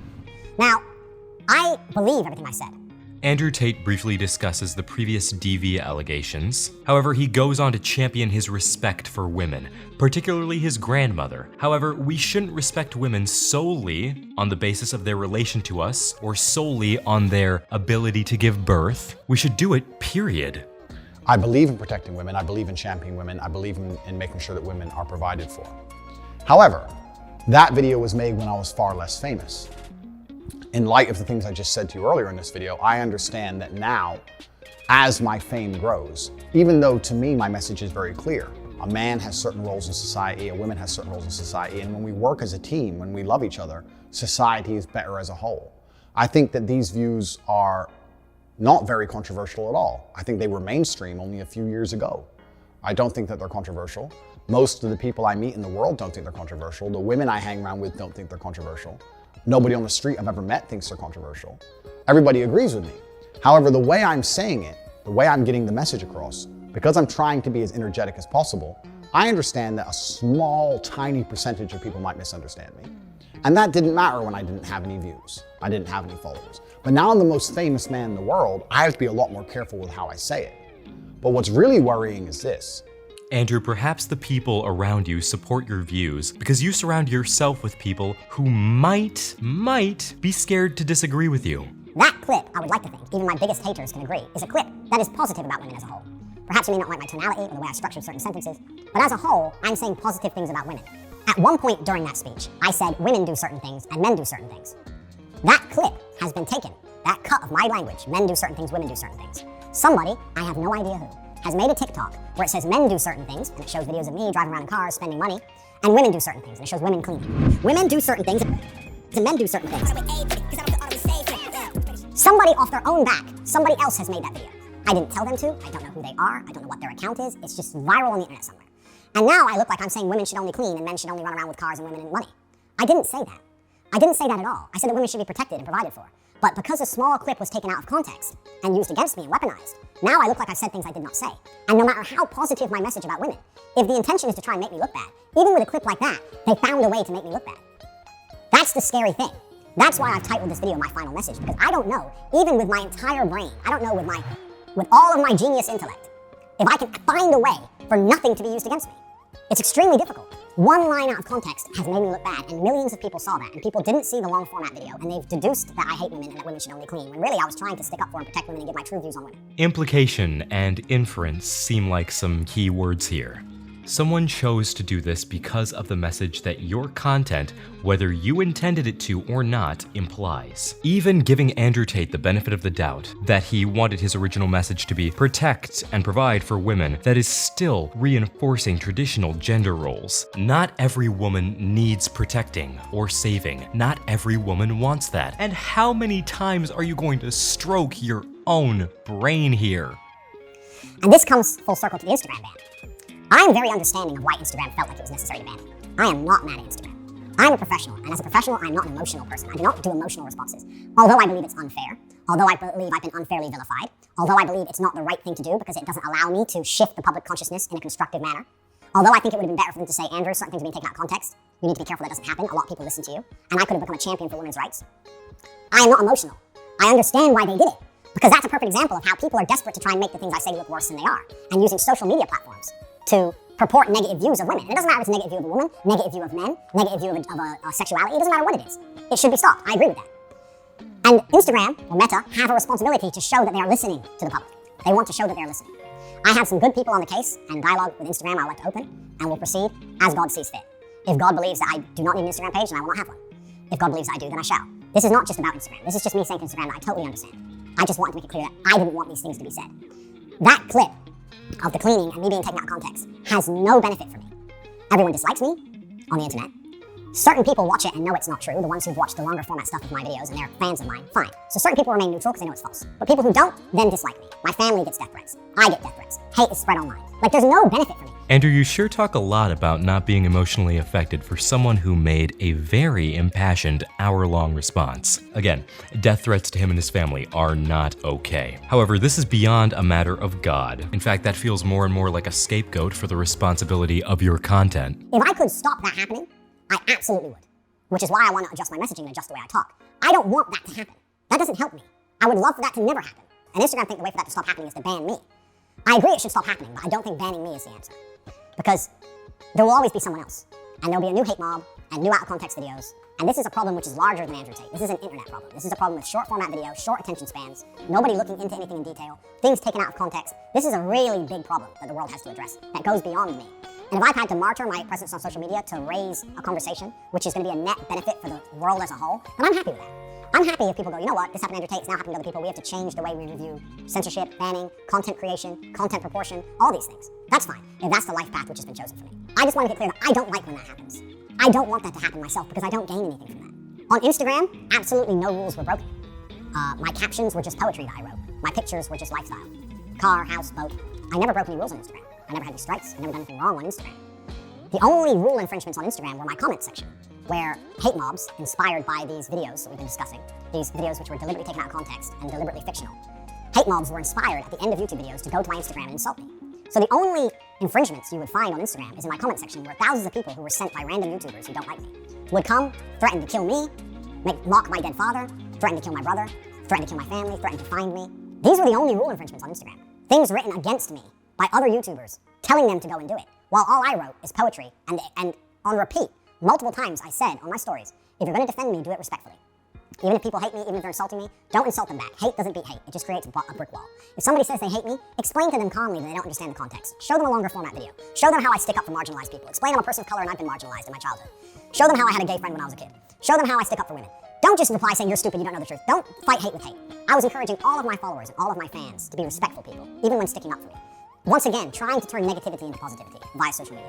Andrew, you are not some martyr. You are someone who violated the rules with your lifestyle, with your content. This is not the responsibility of some invisible hate mob or some personal vendetta. This is because the content that you are related to, that you created, was toxic. And with a lot of people making videos about you, they are attempting to thoroughly, clearly, and calmly communicate the issues they see with the content that you produce and the way that it affects the world around you and them.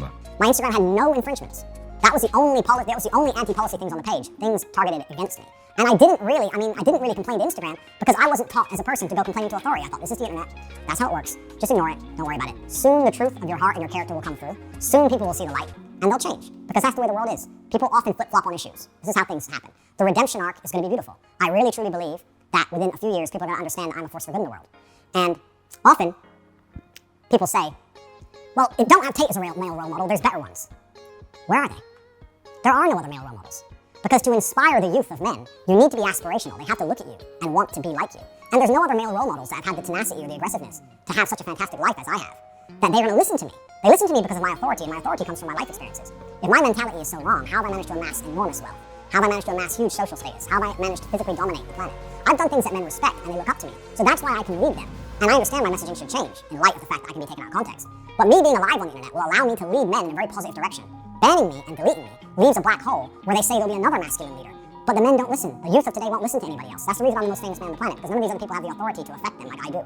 It's me or nobody. And I truly believe that me, with reformed messaging, now understanding of my newfound fame, is so much better for the world than nobody. Because nobody just leads to black holes of who knows what, and it can't be controlled. And that's where the internet is truly dangerous. There is an infinite number of other male role models that many people can look up to. Shit, I'm gender fluid, use me even. You do not need a lifestyle of glitz and glamour, and Andrew, you're able to draw people in because there is a huge culture of toxic masculinity that still prevails today that feels oppressed, quote unquote. Misogyny is not some kind of counterculture, and you are not being suppressed by the media. Women are just more and more realizing and feeling empowered to not stand for the ways that they've been treated for years and years.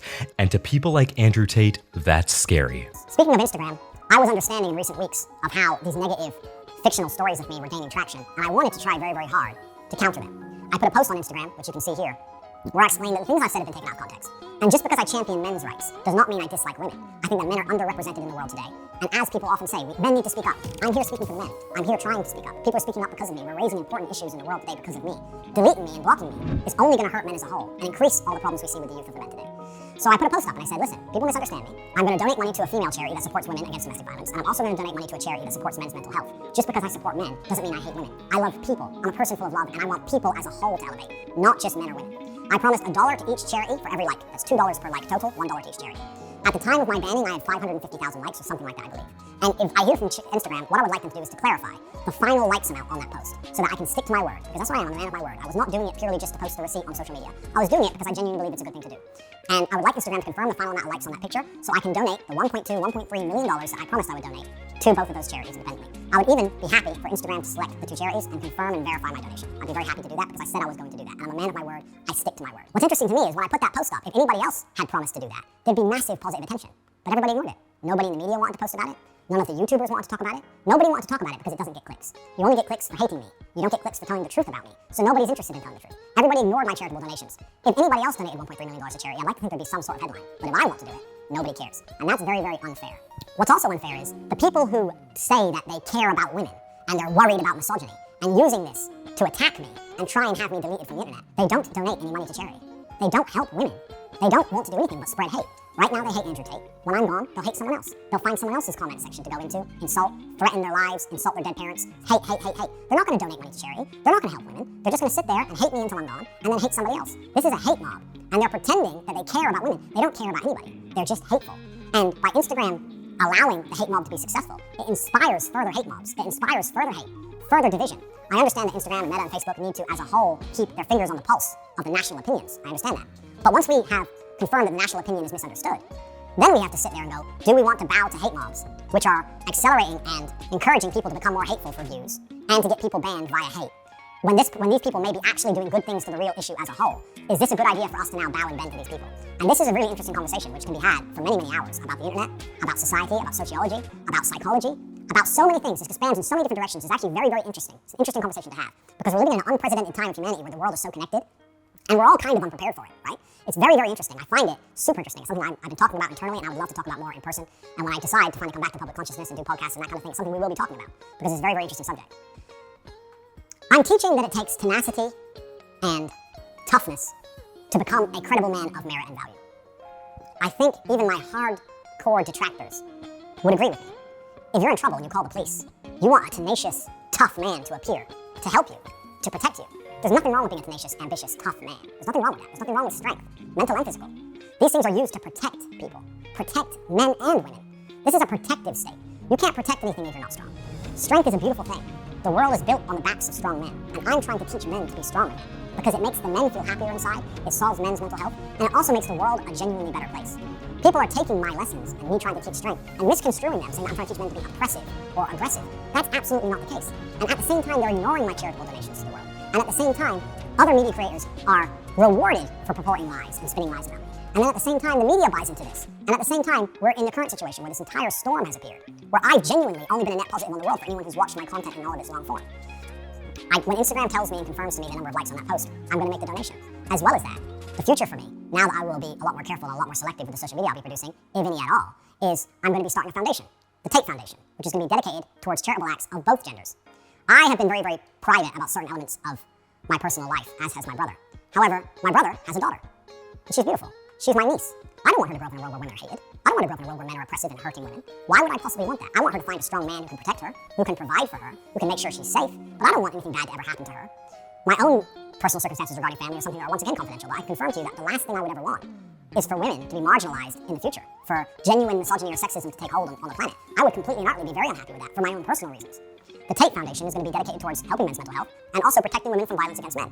You're going to see in the upcoming months and years that I'm not somebody who's doing this just for likes or doing this just for views, that I'm somebody who's doing this because he genuinely has the capability to help people. And I believed I was helping people via social media, and if that's going to be taken away from me, then I will continue my philanthropy in other realms.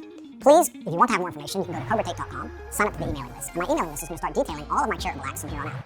I will be spending millions and millions of dollars on charitable acts for the rest of my human life. God has blessed me with fantastic wealth. It's more money than I will ever personally need. I already was doing my philanthropy through encouraging men. And if that's going to be destroyed, then I've decided to start the Tate Foundation and specifically help with financial aid, women, protection from violence primarily. I'm in Romania, which is very close to Ukraine, and there's a lot of problems there with violence against women and women trying to escape the country. And men's mental health issues. And this will all be detailed in my newsletter at CobraTate.com, and I encourage people to follow. I'm sure some people feel that Andrew Tate has been a positive force for them, but they are likely people who do not suffer from the undertones and the messages that his content carries. Andrew, I don't doubt that you care for your loved ones, and your charity is, again, a good thing. And I hope that you do turn things around, but there is still an undeniable number of people who have gleaned toxic values from your content. My other charitable acts are things that I haven't really advertised or talked about. I always felt a bit embarrassed to tell people about the charity I do, because when I do charity, I think it should be from the heart, not for likes. But I understand now that all of the media is saying I'm a bad guy, and I'm not even telling the world all the good I do, because I don't think that's the right thing to do. I think you should just give from the goodness of your heart, not for attention. But that's unfair, for people to be saying I'm a bad person when I run a shelter for dogs in Romania because of the stray dog problem, because of the fact that I just recently rebuilt an entire orphanage, because there's an orphanage problem in Romania. There'll be a plaque called the Tate Orphanage on this orphanage, and you can see here messages of thank yous from the children and the woman who's running it. I did this months ago, before anybody disliked me. I didn't even tell anybody. I just rebuilt an orphanage and didn't use it for positive PR, didn't try and put it on the internet and get a good spin from it, didn't try to get likes. I was just trying to help people. The fact that the only charitable act I ever advertised was their Instagram post. So I find it very hypocritical when these hate mobs come and say I'm a bad person, when I'm the one who's out here spending his money and time trying to help the world, and all they're doing is telling their followers to insult me on my Instagram page. Which one of those two things has a genuinely positive effect on humanity? I'm genuinely not the bad person. However, I will say again, I do take absolute responsibility, because that's who I am as a man. I'm a personal responsibility type of person, and I understand that regardless of the fact I believe it's unfair, I do have a cross to bear because of my monumental success. I've lived an extreme life, more extreme than most. I've been a multimillionaire, I've been a nobody, I've been famous, I've been a world level athlete, I've started from nothing to the point where I had to run to the gym because I didn't have a car to get there. I've done it all, so I've lived a very extreme life, and this is where these lessons come from. To quickly address the rumors that I'm a sex trafficker and that's why I live in Romania, firstly, that's a very, very racist attitude to have. I find it strange that the left and people who speak and talk about tolerance and inclusivity will assume that Romania as a country will allow me to be a rapist, or that Romania is the kind of place where rape is okay. That's an extremely racist mentality to have. Imagine someone saying that the other way around, that in this country, because it's run by these people, they're inherently bad. That's very unfair on Romania. Romania's been very good to me. It's a great country filled with fantastic people, amazing nature, great food. It's a great place. I live here because I love it. There's no other reason why I live here. They're a European Union nation. They have a strong legal system, just like every other country. And to sit here and say that, oh, Romania is where you can rape people, that's very racist. And I don't understand why nobody is pointing out the fact that anyone who's saying that and believes that is purporting racial stereotypes. That's the first thing. The second thing is, my house was raided by police under accusations that a woman was being held kidnapped. I have spoke about this at length many, many times. I was effectively swatted. I think this happens to all famous people on the internet, where the police is called, happens especially in America. They call the police and say, somebody has got a gun at this address and he's threatening to kill somebody. And the SWAT turn up, and it turns out it's fake. It happened to Tim Pool repeatedly, it happened to Aiden Rosters the other day. Being swatted is unfortunately one of the things that happens when you're famous on the internet. Whatever troll did it, you did it. You officially did it. Oh, we got swatted yesterday. It's so upsetting. Just right after my mom arrived. I was swatted. Someone made a call about me, which was fake. The police responded, as they should. I would hate to live in a country where the police get a call that a woman's being held kidnapped, and they don't bother going to look. That's not what a country should do. Absolutely, the Romanian authorities were exceptionally professional. I have nothing but positive things to say about them. They turned up professionally, turned up and investigated as they should, and they found out that it was completely false. That nobody was kidnapped, nobody was held against their will. I was not charged, I was not released on bail. I have no criminal charges in Romania, England, America, any country on the planet. I have no accusations against me for hurting women. And people are still on the internet saying, he's a human trafficker, the Romanian police are trying to get in trouble for human trafficking.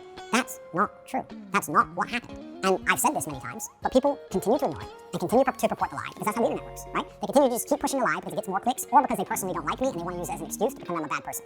Andrew's extreme lifestyle seems pretty cushy and luxurious to me. Andrew's comments about racism are also interesting, because while it is true there does exist racism against the Romani people, what does that then mean for these comments that Andrew made? Just probably 40% of the reason I moved to Romania, because in Eastern Europe, none of this garbage flies. If you're gonna go to the police and say he raped me back in 1988, you're gonna say we should have done something about it then. If you go to the police and say yesterday, say, okay, if you've got physical evidence, or is there CCTV proof? Where'd it happen? Okay, let's go interview him right now. And if it wasn't really, I'd say, oh, we went to the club, we got drunk, she agreed to go back to my house, we started having sex, and then we carried on having sex, and then we had sex, and she didn't say anything wrong, and then she texted me afterwards, and I didn't text back, and now she's saying I raped her. The police would be like, okay, she's an idiot, bye. But no, not in the West. In the West, you can tell them that exact story, you're still fucked. You're fucked in the West. Don't say it in English, proper English, no Slovak bull. Say it to the camera. I can sit here and be vain and arrogant and say they're jealous of me and my success and they want to find a way to drag me down, but that's beside the point. The actual point is, it's not true. And I was swatted just like anyone else was. And if I had actually hurt anybody, the Romanian police would have me in jail. Because they are a nation, a European Union nation, with a strong legal system, and they would lock me up. They have not done that, because I am completely and utterly innocent. They investigated as they should, and came to the correct conclusion that there's nobody here, and this was a false call, a false alarm. It happens to lots of famous people. It happens all the time. The person who made the call about me threw in, instead of saying, I kind of think, if I analyze it, the people who make these police calls, right? The people who do the swatting, it's kind of country specific. In America, they make a call to the police and they say, he has a gun, he has hostages. They can't really say that in Romania because it's very, very unlikely. It's not likely to be taken seriously. So instead, they try and find something the police might believe. Oh, he's an American guy and he has this big house and he has a bunch of women trapped.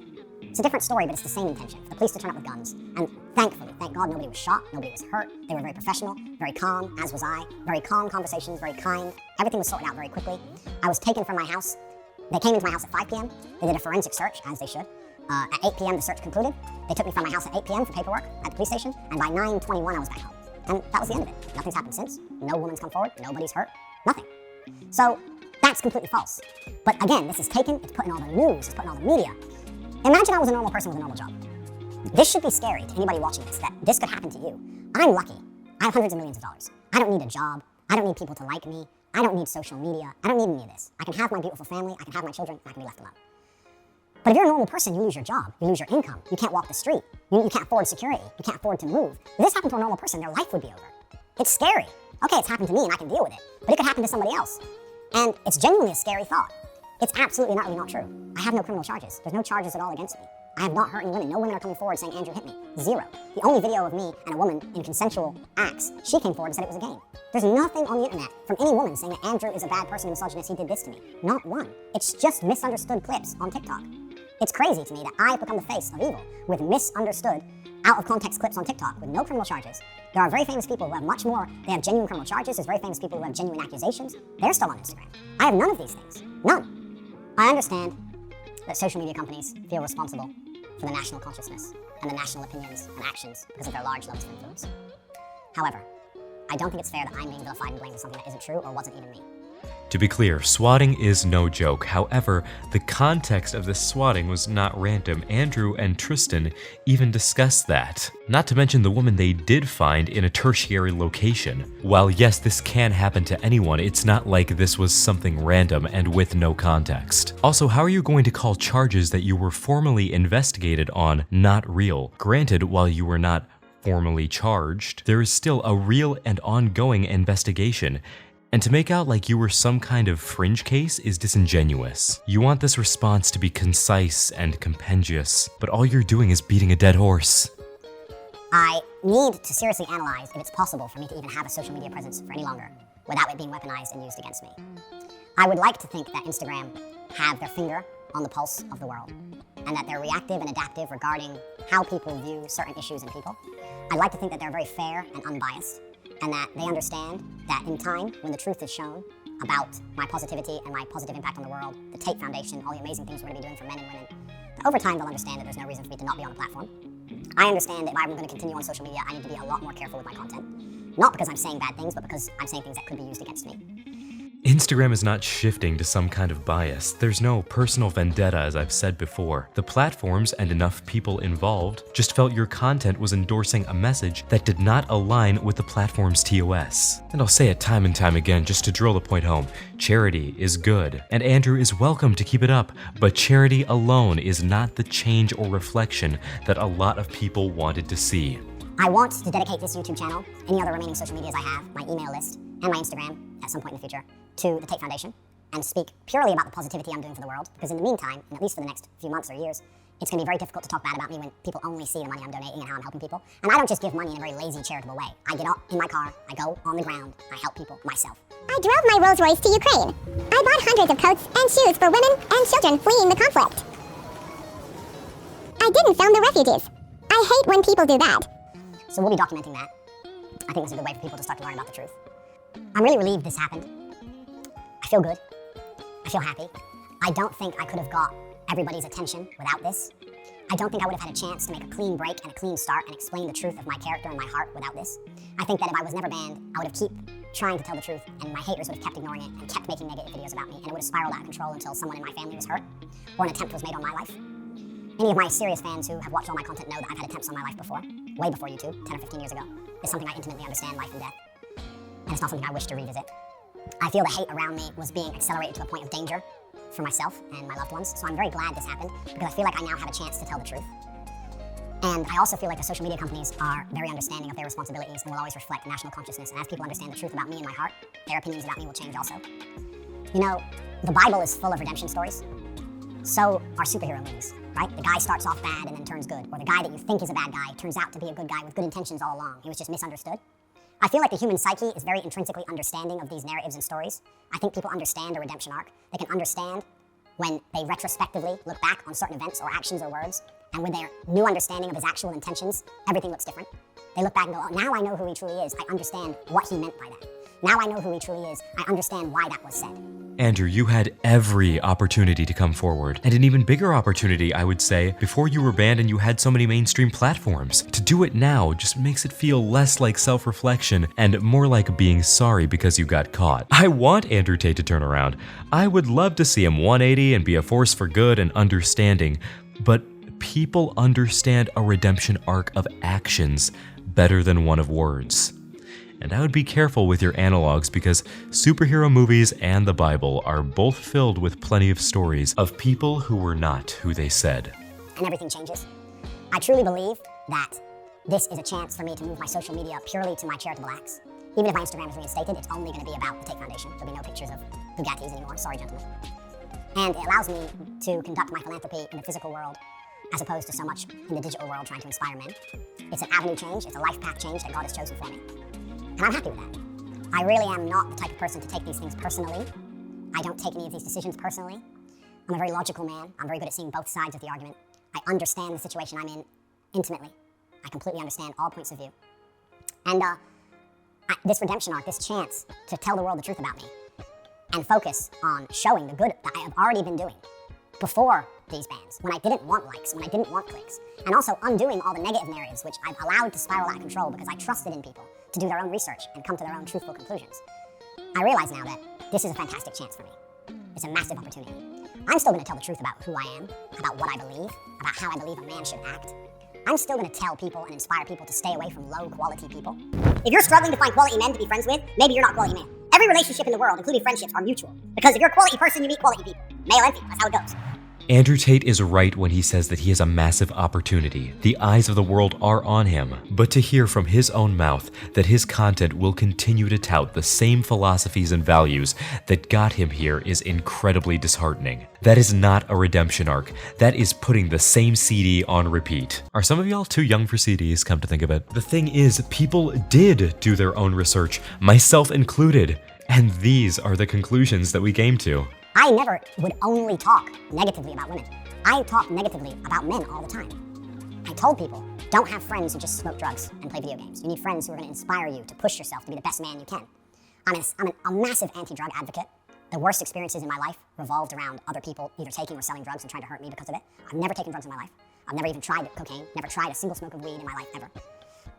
I'm massively anti-drugs. But when I do videos saying to men, avoid men who take drugs, avoid men who are disloyal, nobody comments on it. But if I say avoid having a girlfriend who takes drugs, avoid having a girlfriend who's disloyal, people call me a misogynist. It's not about gender. I'm just trying to teach people to stay away from low-quality, toxic people and just try and elevate themselves and create their reality to be around high-quality people and positive people, male or female. There's no gender associated.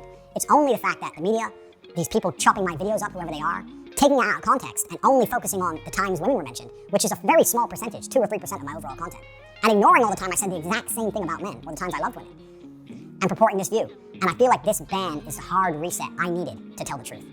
So for that, I'm thankful. I'm very, very thankful for that. You cannot just make misogynistic comments and follow it with, "It's not misogyny." If you are trying to say that your content is meant to be applied to everyone, there are much better ways to communicate that than being misogynistic or reducing people to a value and making them out to be objects. And you can do it without discriminating against drug users and or people suffering from addiction. What if those friends who do smoke and do play video games with me are some of the most precious people to me? Those people absolutely can be the ones that push you forward. What's next for Top G? Well, as I've said, I have built my dream life. I have everything I've ever wanted. I've done that with the tenets that I've been teaching the people who follow me. I've been teaching you the mental fortitude you need to truly have your dream life. I was talking to Aiden Ross on his stream, and he said, "Have you completed the game?" And I guess in a way I have. Andy, do you feel like you've beaten the game? No, I've hacked the Matrix and completely beaten the games. I have everything I've ever wanted. I don't need anything else. All that's left for me to do is have a positive impact on the world. I don't think anybody truly wants to go down as a villain. Maybe some people do. I don't. I wasn't raised that way. I was raised to stick up for myself, to be strong, to be commanding, but I was raised to do the right thing. And that's why, as I've stated, I have no criminal record. I stay away from drugs. There's a lot of people on social medias with large criminal records who advocate drug use. I think that's far more dangerous for society than me. And once again, they have absolute exposure to the world. I want to run the Tate Foundation, and I would love to do it without any social media. I will be detailing on my email list all of my charitable donations, all of the orphanages I'll be building, pictures, financial evidence, receipts. Please go to CobraTate.com and sign up to the newsletter. It's free, and I'll be letting people know the positive impact I'm going to be having on the world. The fame I've amassed has also managed to help me amass hundreds of millions of dollars, and I don't need all of it. So I'm going to use it for positive causes. In regards to social media, I need to sit and think and work out a way that not a single snippet of my words can ever be used against me. And even though I consider myself a wordsmith, that is a very, very difficult objective to complete. And I'm going to think about how I can possibly do that. So while I'm thinking, any remaining social media channels will be dedicated towards charity. If I start a new Instagram, it's only going to be dedicated towards the charitable side of the Tate Foundation. I hold no ill will against any social media platforms. I hold no ill will against any of the people who hate me or who have tried to spread lies about me. I truly pray for you all. I think that to be a person filled with so much hate that you think making videos insulting a man and encouraging your viewers to go and insult him and his deceased father and his family members, I think that is a horrible way to live. I would never want to experience that level of hate in my heart. The people who are making endless videos celebrating my ban or talking hate about me, that hate is never going to satisfy you. You need to learn to let go and live with a heart filled with love. You need to be content with yourself, because if you're obsessed with trying to hate on another person, the poison's inside of you, it's not inside of me. It doesn't affect me as much as it affects you. You can't feel hatred for somebody without it affecting your mood. So this is something for you guys to address, and I genuinely pray for you. I have no ill will against any of my haters. I have no ill will against any social media companies. I have no ill will against anybody. To follow me and keep up with me, please sign up to the newsletter on CobraTate.com. Anybody who would like to send me a message of support, I've already had hundreds of thousands already. Thank you guys so much. It's very reassuring to me in times like this to hear from all of you, letting me know that I saved you from depression, that I helped you feel better about yourselves. I'm the reason your marriage is working. I inspired you to send your son to the gym. I love hearing these things. And you can send me an email at the email address below, tate@cobratate.com. please send it to me. I really love hearing these things. And knowing I had such a positive impact on the world is what's allowed me to ignore so much of this hate storm that's been purported. My social media presence is something that, if it remains, will be curated in a way that it's nearly impossible to be seen as a negative for the world. I'm a force for positivity and I'm a force for truth. This is the truth of my nature and the truth of my name.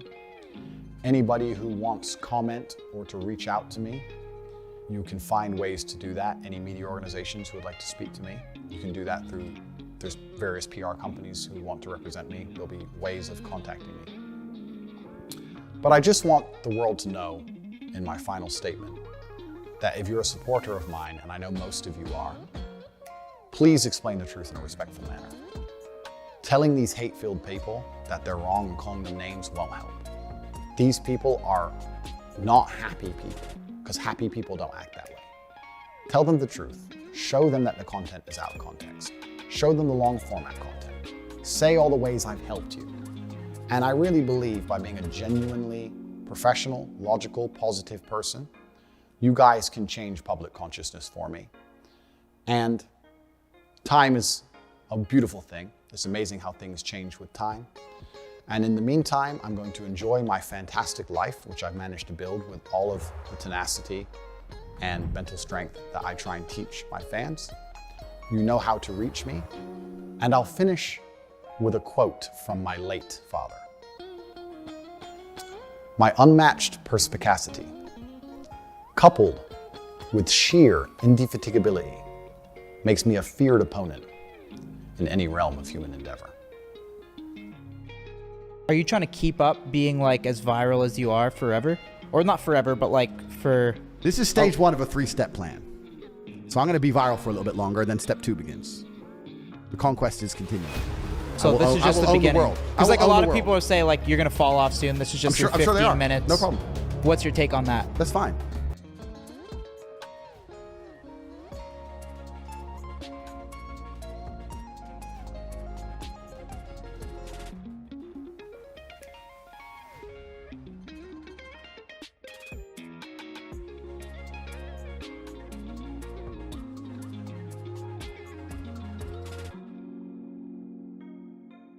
Again, this video isn't a call to harass Andrew Tate or his family or anything like that.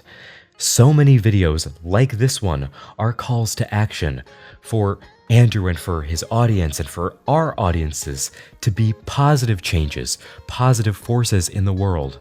And again, charity is a part of that. But reconsidering the toxic patterns being perpetrated is another even bigger part of that, which can be done without plugging your cultivated newsletter or encouraging your own fans to spam your content again. What conclusion is there to be drawn from Andrew Tate? In an age where we are more isolated than ever, it's easy to feel trapped, stuck, and disenfranchised with your own way of living. We seek validation in many ways, and social media can play a large part in not only where we obtain said validation, but where we cultivate our own definition and vision of success. And unfortunately, some people prey on those in a vulnerable state of mind to platform some ugly ideas in the interest of their own success. All this when there are much healthier ways to build our own self-worth, as well as the vision of it that we want to put forward into this world. Because yes, you are worth more than the likes on your tweet and all the Reddit gold in the world. I mean, what does Reddit gold even do anyways? Yeah, I bought Reddit gold once and now I have a public intox charge. I'm saying that Andrew Tate's presence is a call to all of us to re-examine the ways that we've been looking at the world, at women, and to cultivate healthy, encouraging viewpoints that we can pass on to those around us and future generations to hopefully break the cycle and keep there from being more Andrew Tates. And that's all I have for you today. So thank you so much for watching. If you enjoyed, please leave a like and share the video around. Help spread the word. Whenever you're watching this, I hope you have a good rest of your day and an even better tomorrow. I love you. And before you say it back, look in the mirror and say it to yourself. And I will see you in the next episode of whatever I make. And until next time, this has been the Hot Box. Bye.